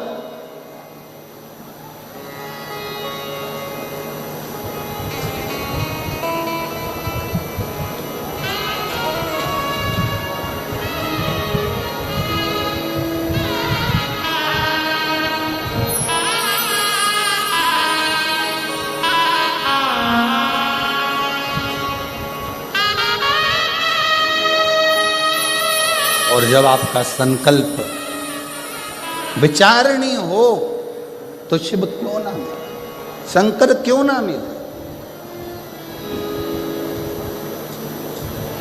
ये इसीलिए कहा है, शिव के सिवा कहीं दिल ना लगाना, शिव के सिवा कहीं दिल ना लगाना, वरना पड़ेगा तुझे आंसू बहाना,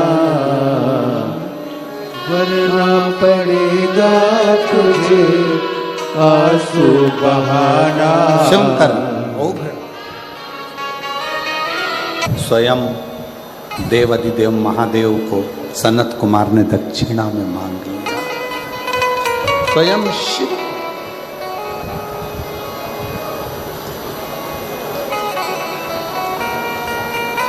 स्वयं शंकर भगवान को दक्षिणा में मांग लिया सनत कुमार।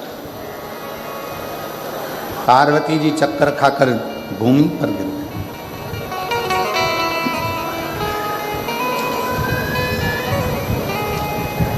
ये मांगा भी तो क्या मांगा,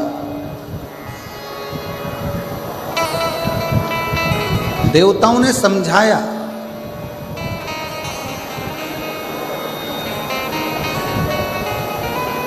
पार्वती जी को बहुत उपदेश दिया। आपने ही कहा था सनत कुमार को मांगने के लिए कि मांग लो मांग लो, उन्होंने मांग लिया। अब आप शिव को दो। पार्वती जी बोली कि मैं शंकर भगवान को कैसे दे सकता, मैं भगवान शंकर को कैसे दूं, शिव को नहीं दे सकती। भगवान विष्णु आए और भगवान नारायण ने आकर पार्वती जी को समझाया कि माँ आपको शिव जी को देना ही पड़ेगा, शंकर भगवान को देना। संकल्प यदि पूरा नहीं होगा तो देवताओं पर भी आन बनती है, और जो आपने नियम लिया है वो नियम भी आपका पूर्ण नहीं है,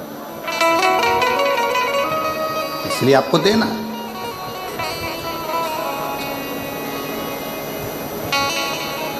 1.25 लाख बेलपत्र का कोई संकल्प ना लीजिए।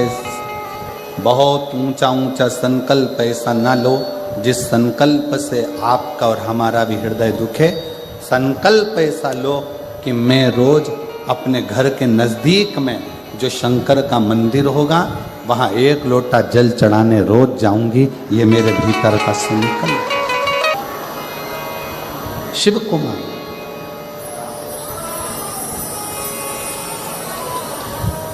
और भगवान शंकर देने के लिए भगवान नारायण, भगवान ब्रह्मा स्वयं आए और आकर कहा कि आप शिव को दे दीजिए सनत कुमार, दे दो। ये सनत कुमार को दे दिया जाए।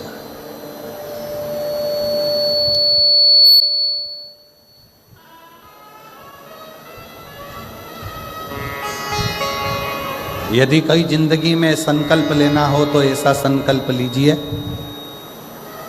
जिस संकल्प के बल पर भगवान हमको मिल जाए। कितने लोग हैं जो रोज शिव जी के मंदिर में जाकर 1 लोटा जल चढ़ाते हैं, हाथ उठाओ जरा। सभी लोग बहुत बहुत धन्यवाद, प्रणाम, आपके चरणों को नमन करता हूं, प्रणाम। जाना चाहिए। एक संकल्प अपने भीतर लो, एक संकल्प अपने अंदर उतारिए कि शिव के मंदिर में जाकर 1 लोटा जल समर्पित कर लो।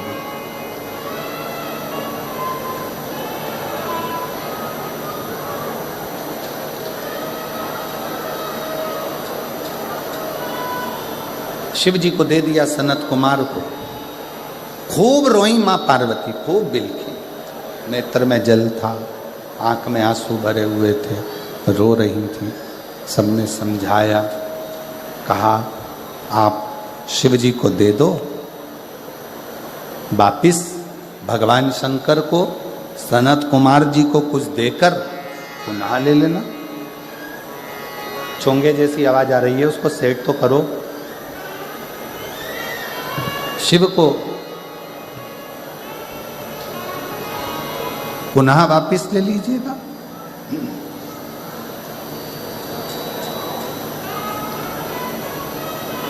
सनत कुमार जी को शंकर भगवान दे दिए थे, बाबा भोलेनाथ दे दिए।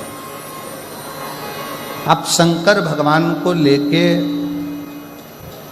सनत कुमार जी एक वीराने में बैठ गए। जरा ध्यान देना, सनत कुमार जी जैसी चतुरता जिंदगी में रखना।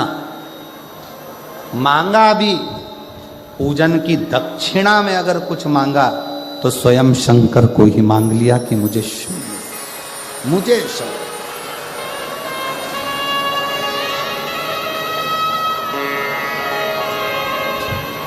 स्वयं शिव।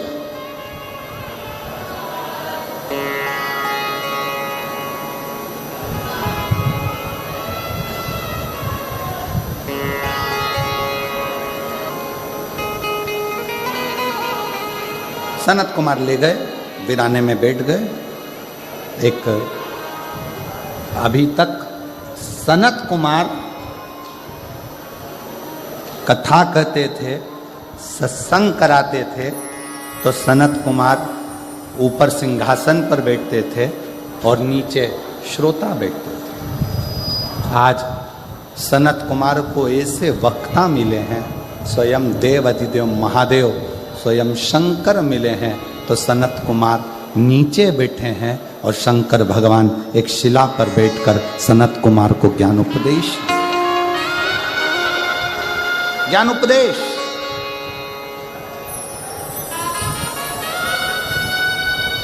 जैसे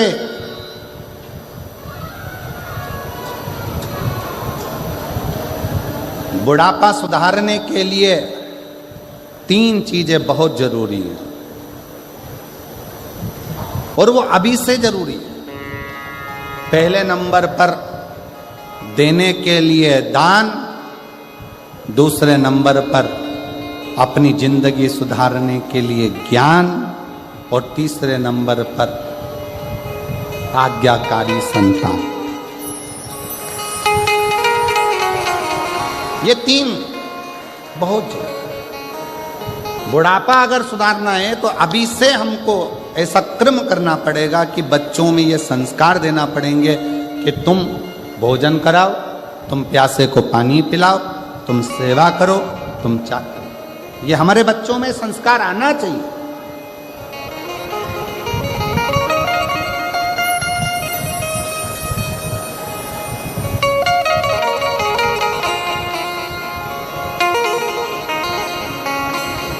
आजकल एक नया ट्रैक लगा लिया लोगों ने, एक नया ट्रैक चालू कर दिया कि कहीं भंडारे में भोजन मत करो। महाराजों ने अपने अपने प्रवचन में कहना चालू कर दिया। हम उन महाराज जी से पूछें कि आप अपने दिल पर हाथ रख कर देखो कि आपने बचपन से अभी तक एक बार भी क्या भंडारे में भोजन नहीं करा होगा? प्रवचन देने से पहले अपने ऊपर भी अमल किया। शिव महापुराण की कथा तो जाने दो, महाभारत का चरित्र कहता है कि पांडवों ने यज्ञ की रचना करी और उस यज्ञ में घंटा लगाया और घंटा बजा नहीं, तो पूछा ये घंटा क्यों नहीं बजता? ये घंटा क्यों नहीं बजता? ब्राह्मणों ने कहा भंडारे के भोजन में कोई भूखा रह गया है, इसलिए ये घंटा नहीं बज रहा। पता करो कि भंडारे के भोजन में कौन भूखा रहा। पूरी हस्तिनापुर को छाना गया। एक झोपड़े में एक संत बैठे थे। जाकर भीम ने और युधिष्ठिर ने हाथ जोड़कर पूछा कि आपने भंडारे का भोजन नहीं किया क्या? संत कहते हैं मैं भोजन करने के लिए आता, पर मुझे थोड़ा सा पुण्य चाहिए। पुण्य? हाँ, महाभारत का चरित्र कहता है भंडारा वो कराता है जिसकी जिंदगी में कोई पुण्य प्रबल हुआ हो, वो भंडारा कराता है। और भंडारा खाने वाला भी वो होता है जिसने जिंदगी में कोई पुण्य करा हो। आजकल एक नया ट्रेक आ गया, हर व्यक्ति अपनी प्रवचन में कहता भंडारा मत खाना पाप लग जाएगा, ब्याज खा जाना पाप नहीं लगेगा, लोगों का मकान खा जाओ पाप नहीं लगेगा, लोगों की प्रॉपर्टी खा जाओ पाप नहीं लगेगा, भंडारा खा गए तो पाप लग गया। फिर किसी ने कहा भंडारा कराने वाले के पास जो धन आता है ना जाने कैसा कैसा आता है और उसका भाग खाते हो। अगर गलत धन आया होता तो वह जिंदगी में भंडारा नहीं करता, कहीं किटी पार्टी मना रहा होता। अगर गलत धन आता तो भंडारे में नहीं लगता, उसका गलत धन कहीं होटल में, बियर में, दारू में और कहीं मांसाहार में लगता। उसका धन अच्छा था इसलिए उसने भंडारा करा, और तुम अच्छे थे इसलिए भंडारा खाया।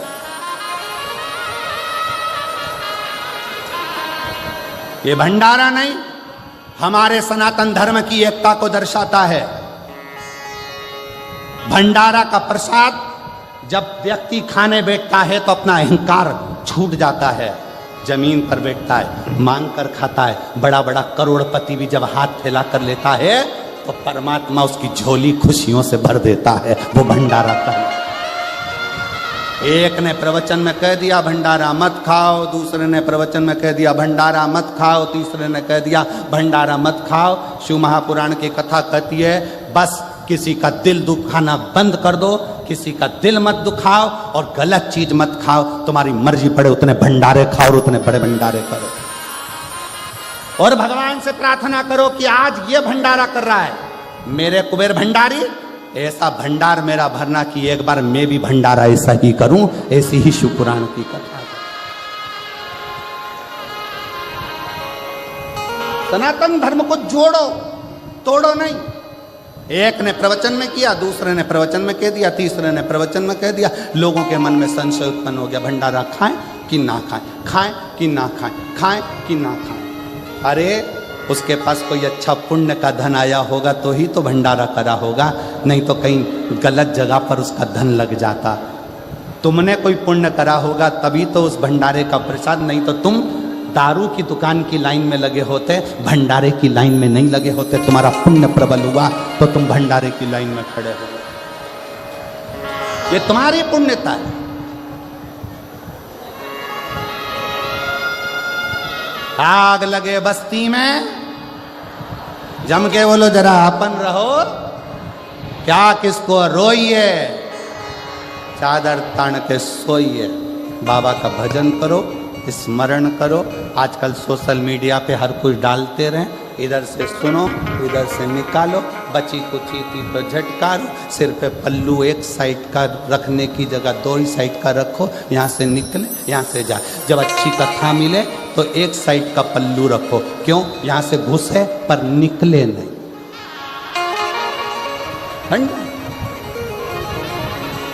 कहने वाला कहता रहेगा, तुम करते रहो, तुम करते रहो। सूचना मिली, महाभारत का चरित्र कर रहा है भंडारे के लिए, महाभारत का चरित्र। सूचना मिली, युधिष्ठिर को गए, बाबा भोजन पुण्य चाहिए, पुण्य भोजन पुण्य। हाँ, क्या पुण्य चाहिए? 1008 अश्वमेध यज्ञ का पुण्य दो तो मैं भोजन करने चलूं। द्रौपदी के कानों में सूचना गई, द्रौपदी ने कहा चलो मैं बाबा को रिझा कर लाती हूं। कहा बाबा हमारे यहां भंडारा है, आप भोजन करो। संत ने कहा 1000 अश्वमेध यज्ञ का पुण्य दे दो, 1000 अश्वमेध। ठीक है बाबा। हाथ में जल लिया, संकल्प छोड़ा द्रौपदी ने, लो 1000 अश्वमेध यज्ञ का पुण्य फल दिया। युधिष्ठिर ने कहा अपन ने तो 1000 अश्वमेध यज्ञ करे नहीं। अर्जुन बोला द्रौपदी तुम झूठ बोल रही हो, अपन ने 108, 1000 तो जाने थे, 108 अश्वमेध यज्ञ नहीं करे तो फिर पुण्य कैसे दे दिया।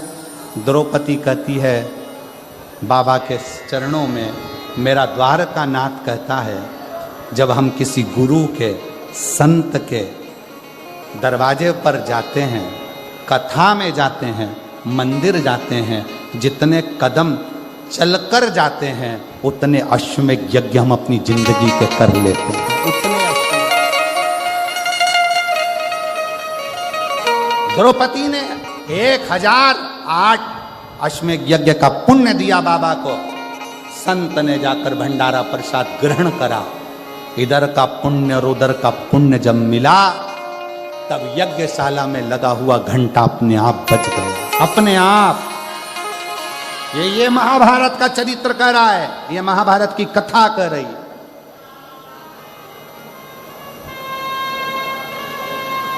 सनत कुमारों ने शिव को बिठाकर ज्ञान उपदेश लिया।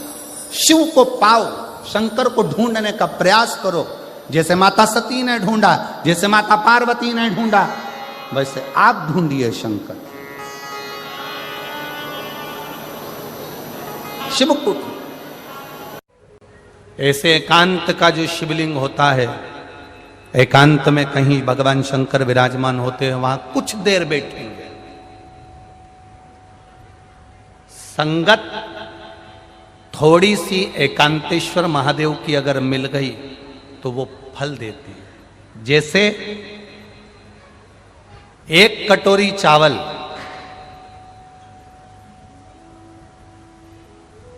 और उस चावल ने अगर पानी का संग कर लिया,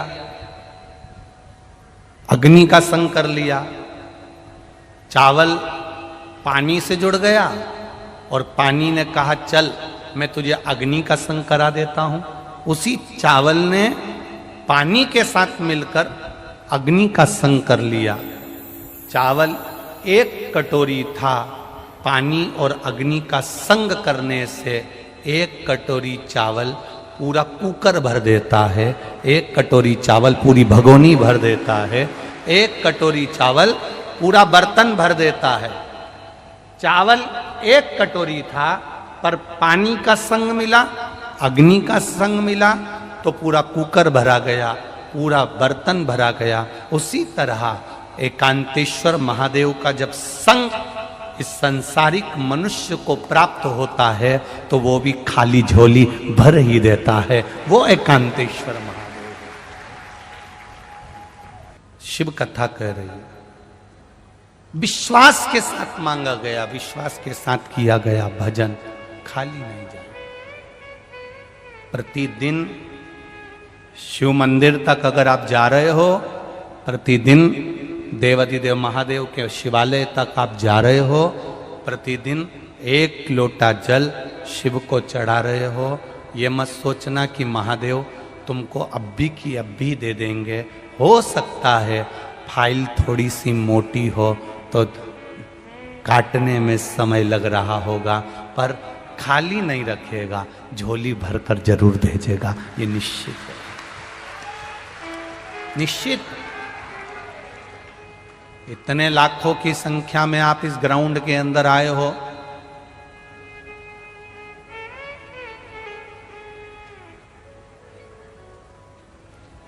दिनेश जी साहू छुरिया वाले, उनसे बात हो रही थी तो कह रहे थे विनोद सिंह जी ने बहुत मेहनत करी है, गुरुजी पांडे जी ने और विनोद जी ने बहुत पंडाल की व्यवस्था करी गई है। 2 दिन तक पंडाल बढ़ाने की जरूरत नहीं पड़ेगी, पर पहले दिन ही आसार खत्म हो गए और इतनी भक्तों की भीड़, जितने नीचे बैठे हैं उससे दुगने आसपास खड़े हैं और बाहर बैठे हैं। ये शिव तत्व। खाली नहीं जाओगे, तुम्हारा विश्वास भोलेनाथ जी डिगने नहीं देगा। आप आए हो उसके भरोसे, तो खाली नहीं भेजेगा। तुमने जितना विश्वास रखकर कथा सुनी है उतना विश्वास रखकर 7 दिन की कथा है, 7 दिन 2 बजे से 5 बजे तक भरचक, गर्मी भी पड़ेगी, बैसाख का महीना भी है, तुम दान भी कर रहे हो, पुण्य भी कर रहे हो, किसी को 1 गिलास पानी भी पिला रहे हो और कथा का तत्व ग्रहण कर रहे हो, खाली नहीं जाए। भजन में मन लगा, जितनी देर कथा में बैठो, दूसरों से बात नहीं करना है, व्यवस्थाओं को नहीं देखते हुए सबसे कहना है भैया तुम्हारे पांव पड़ूं, हमें 3 घंटे की कथा में से 2.5 घंटे मिलते हैं, आधा घंटा तो आशीष भैया ले लेते हैं, 2.5 घंटा मिलता है, उसको हमें सुनने दो। 2.5 घंटे की कथा के लिए सुबेरे 6 बजे से जगह संभाल कर बैठते हो, तब जाकर यह कथा प्राप्त होती है, सहजता नहीं।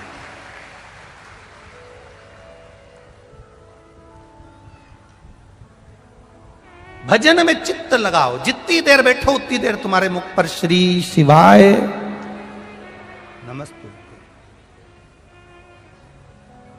जितनी देर बैठो उतनी देर तुम्हारे मुख पर भगवान का भजन। मार्कंडू जी ने एकांत में शिव जी का पूजन करा, शंकर भगवान प्रकट हो गए, प्रसन्न हो गए।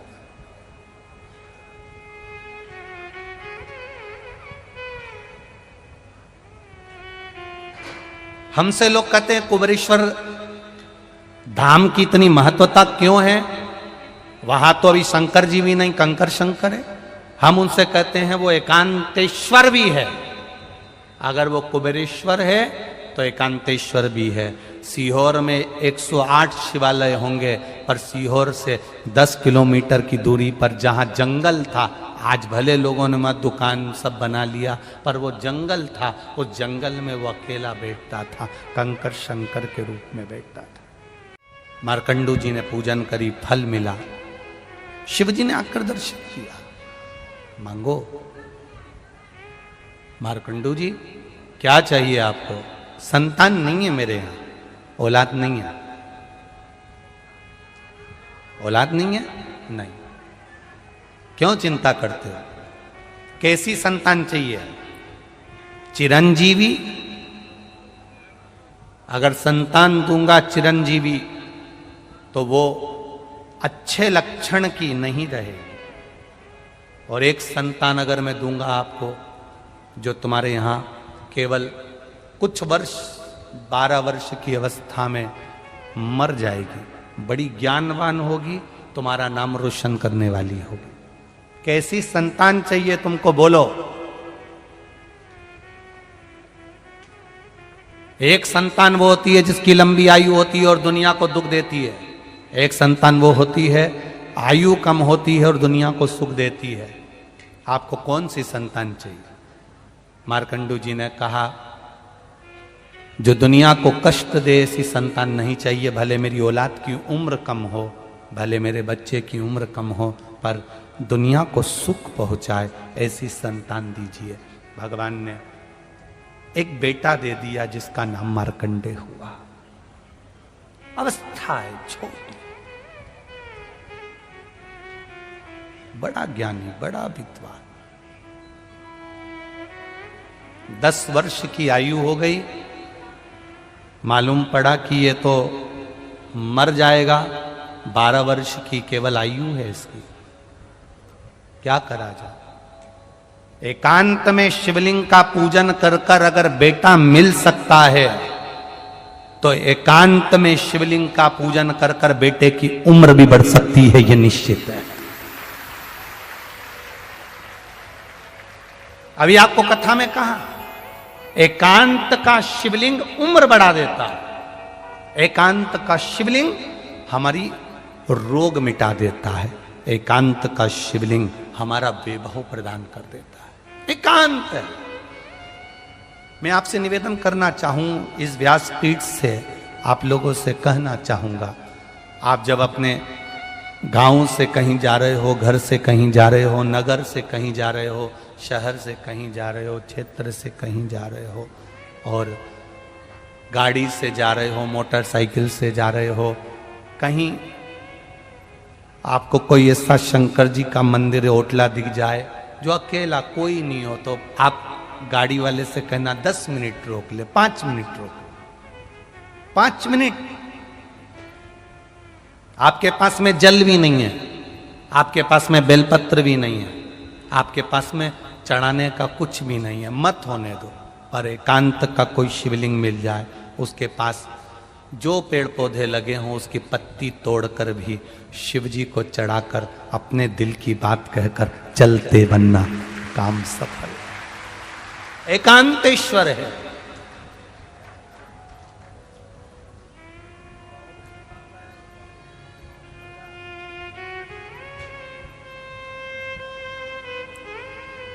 क्या देगा मेरा महादेव ये नहीं मालूम,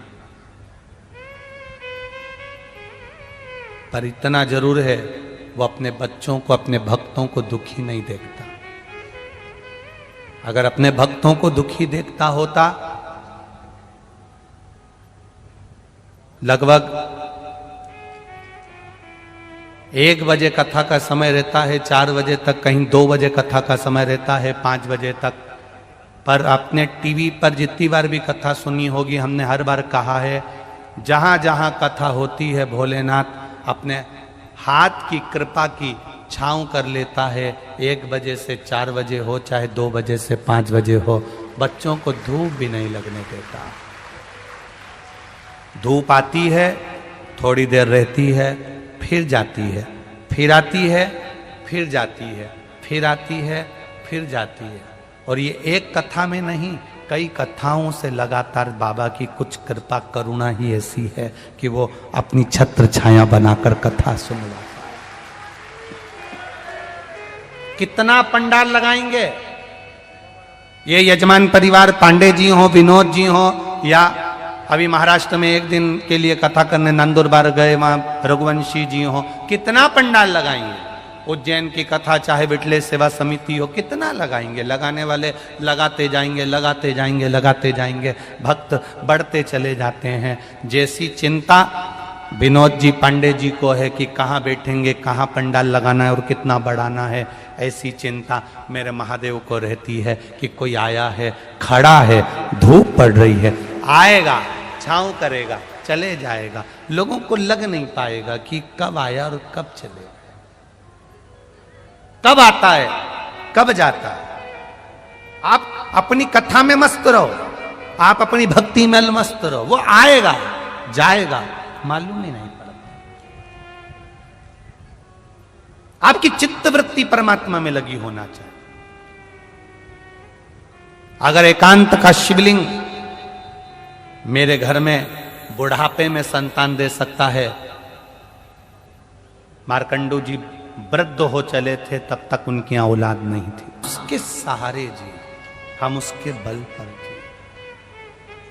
जब आप ये प्रार्थना करो ना, दिल से करा करो, मैं तेरे, आपको ऐसा महसूस होगा आपके पास में कोई घूम रहा है, वो सुन रहा है जिसको आप सुनाना चाहते हो, वो देख रहा है जिसको आप दिखाना चाहते हो, वो कर रहा है, पूरी व्यवस्था वो कर रहा है। महाराज मार्कंडे जी 10 वर्ष के हो गए, पिता मार्कंडू जी ने कह दिया अब ये मरने वाला है, माता पिता के सामने मरेगा तो अच्छा नहीं लगेगा।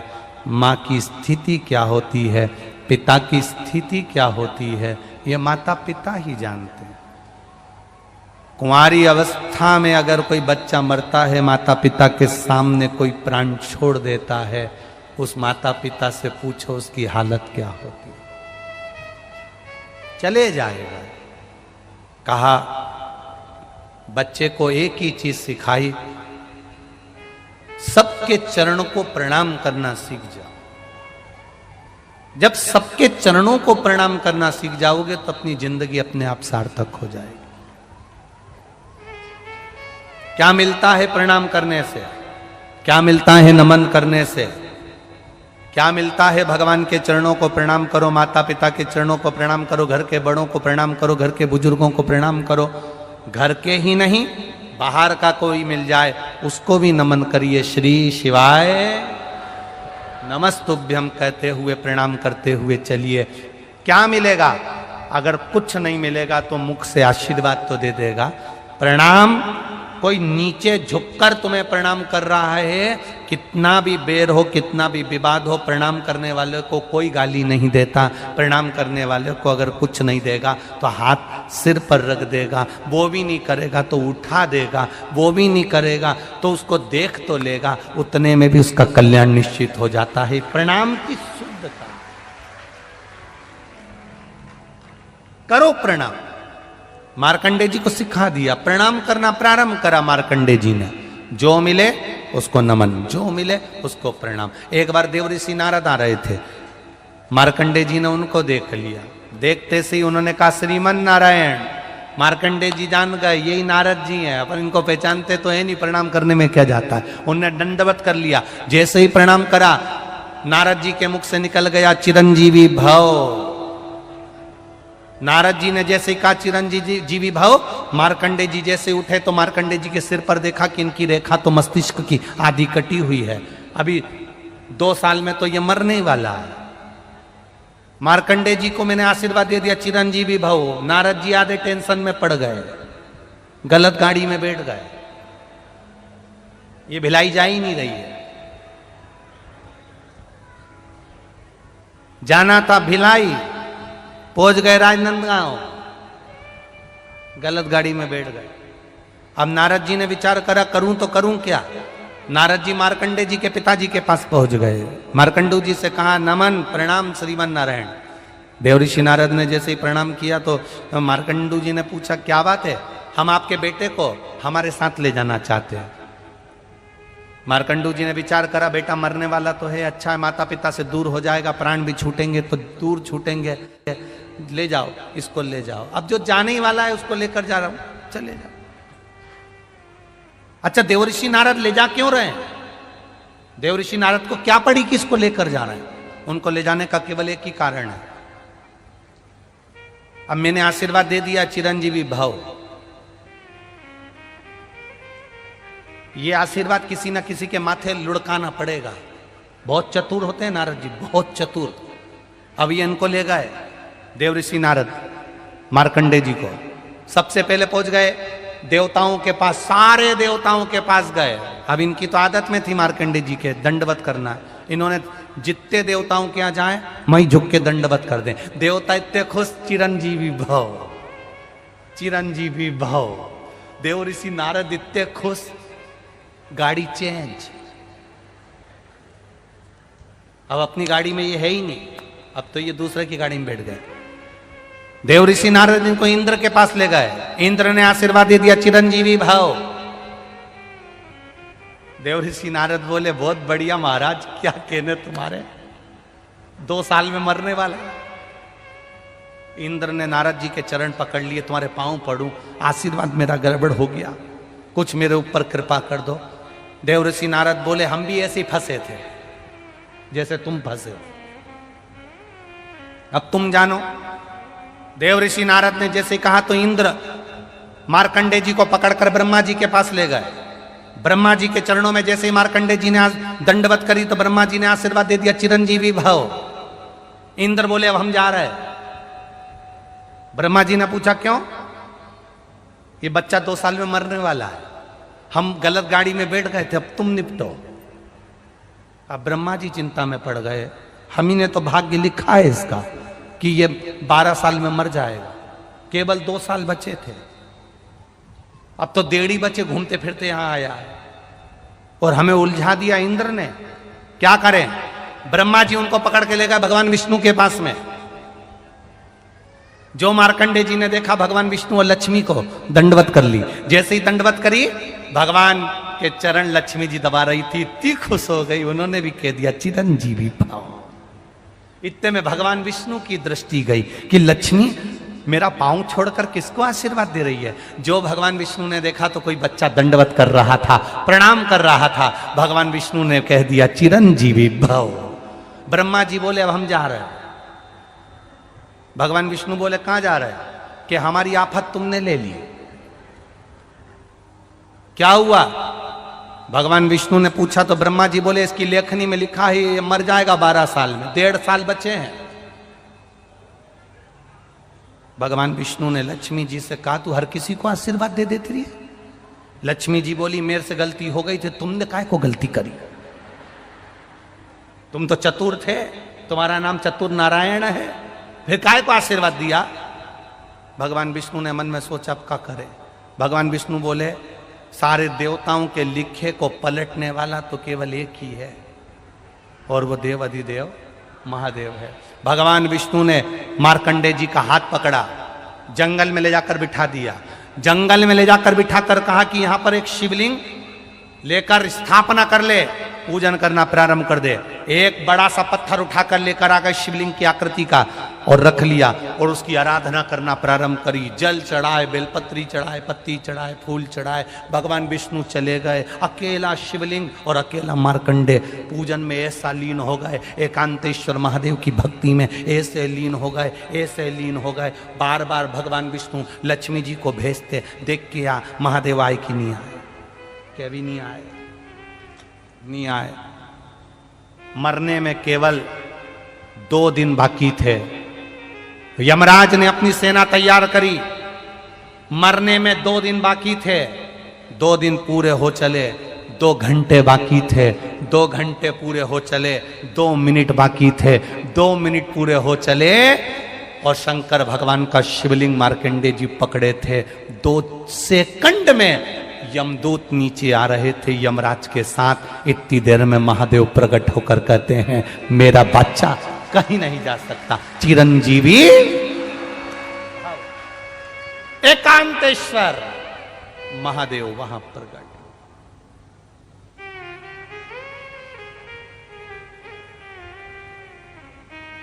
जिनकी पत्रिका देखकर, जिनके ज्योतिषाचार्य ब्राह्मण विद्वान भूदेव, जिनको दुनिया के लोग कह दें कि तेरी आयु कम है, उसे एकांत में शंकर जी का मंत्र जपना चाहिए। अगर शिवलिंग की पूजन भी नहीं कर सको तो एकांत में श्री शिवाय नमस्तुभ्यम जपना चाहिए। वो भी ना बन सके तो नमः शिवाय जपना चाहिए। वो भी ना बन सके तो पंचाक्षर मंत्र, षडाक्षर मंत्र ओम नमः शिवाय जपना चाहिए। एकांत, और जितना एकांत में बैठकर जपोगे वो उतना मिलेगा। हम क्यों कहते हैं कथा सुनने बैठो, अपने पहचान वालों के पास कभी मत बैठो। जितने पहचान वालों के पास बैठोगे महाराज कोई भी अच्छी बात कहेगा तुम तुरंत बात करने में लग जाओगे। और जब भी कथा सुनने बैठो जिससे तुम्हारी अच्छी नी बने, जिससे तुम्हारी नी पटे, उसके पास बैठो। क्यों? कोई भी अच्छी बात आएगी ना, जरा सा भी तेरा पांव उसके ऊपर रखा है सदेगी ना धर के, दूसरी बार तुम खुद फिर धीरे से अच्छे से बैठ जाओगे एकदम शांत। तुम्हें मालूम है ये बाजू में बैठी इससे अपनी अच्छी बनती नहीं। इसीलिए तो पूजन करने बिठाते हैं तो पति पत्नी को साथ बिठाते हैं, क्योंकि इन दोनों की कभी आपस में बनती नहीं। ये सही बैठेगी तो ये भी सही बैठेगा, ये सही बैठेगा। अगर इस पति ने जरा सा मोबाइल चलाया पूजन करते समय तो इसने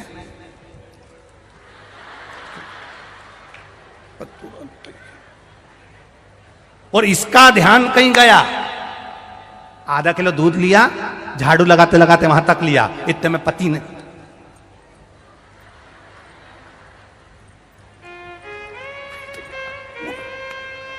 इसीलिए इन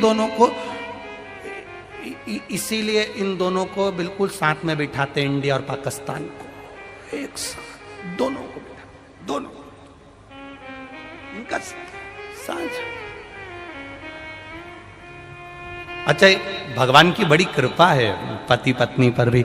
ये आपस में प्रेम रहे तो इतना रहे, इतना रहे, इतना रहे कि एक पानी पूरी को आधा आधा खा ले, इतना प्रेम है। और आपस में प्रेम नी रहे तब देखो इन्हें पिज्जा भी अलग अलग चाहिए। कुछ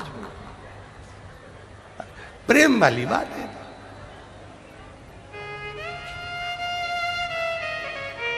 केवल भगवान विष्णु ने मार्कंडे जी को मार्ग बताया था कि एकांत में जाकर भगवान का भजन करना। ये शिव महापुराण की कथा जो भिलाई में हो रही है और आप लोग आस्था चैनल पर सुन रहे हो 2 बजे से 5 बजे तक, सबको सूचना कर दो कि एकांत में पूजन करने का क्या फल होता है।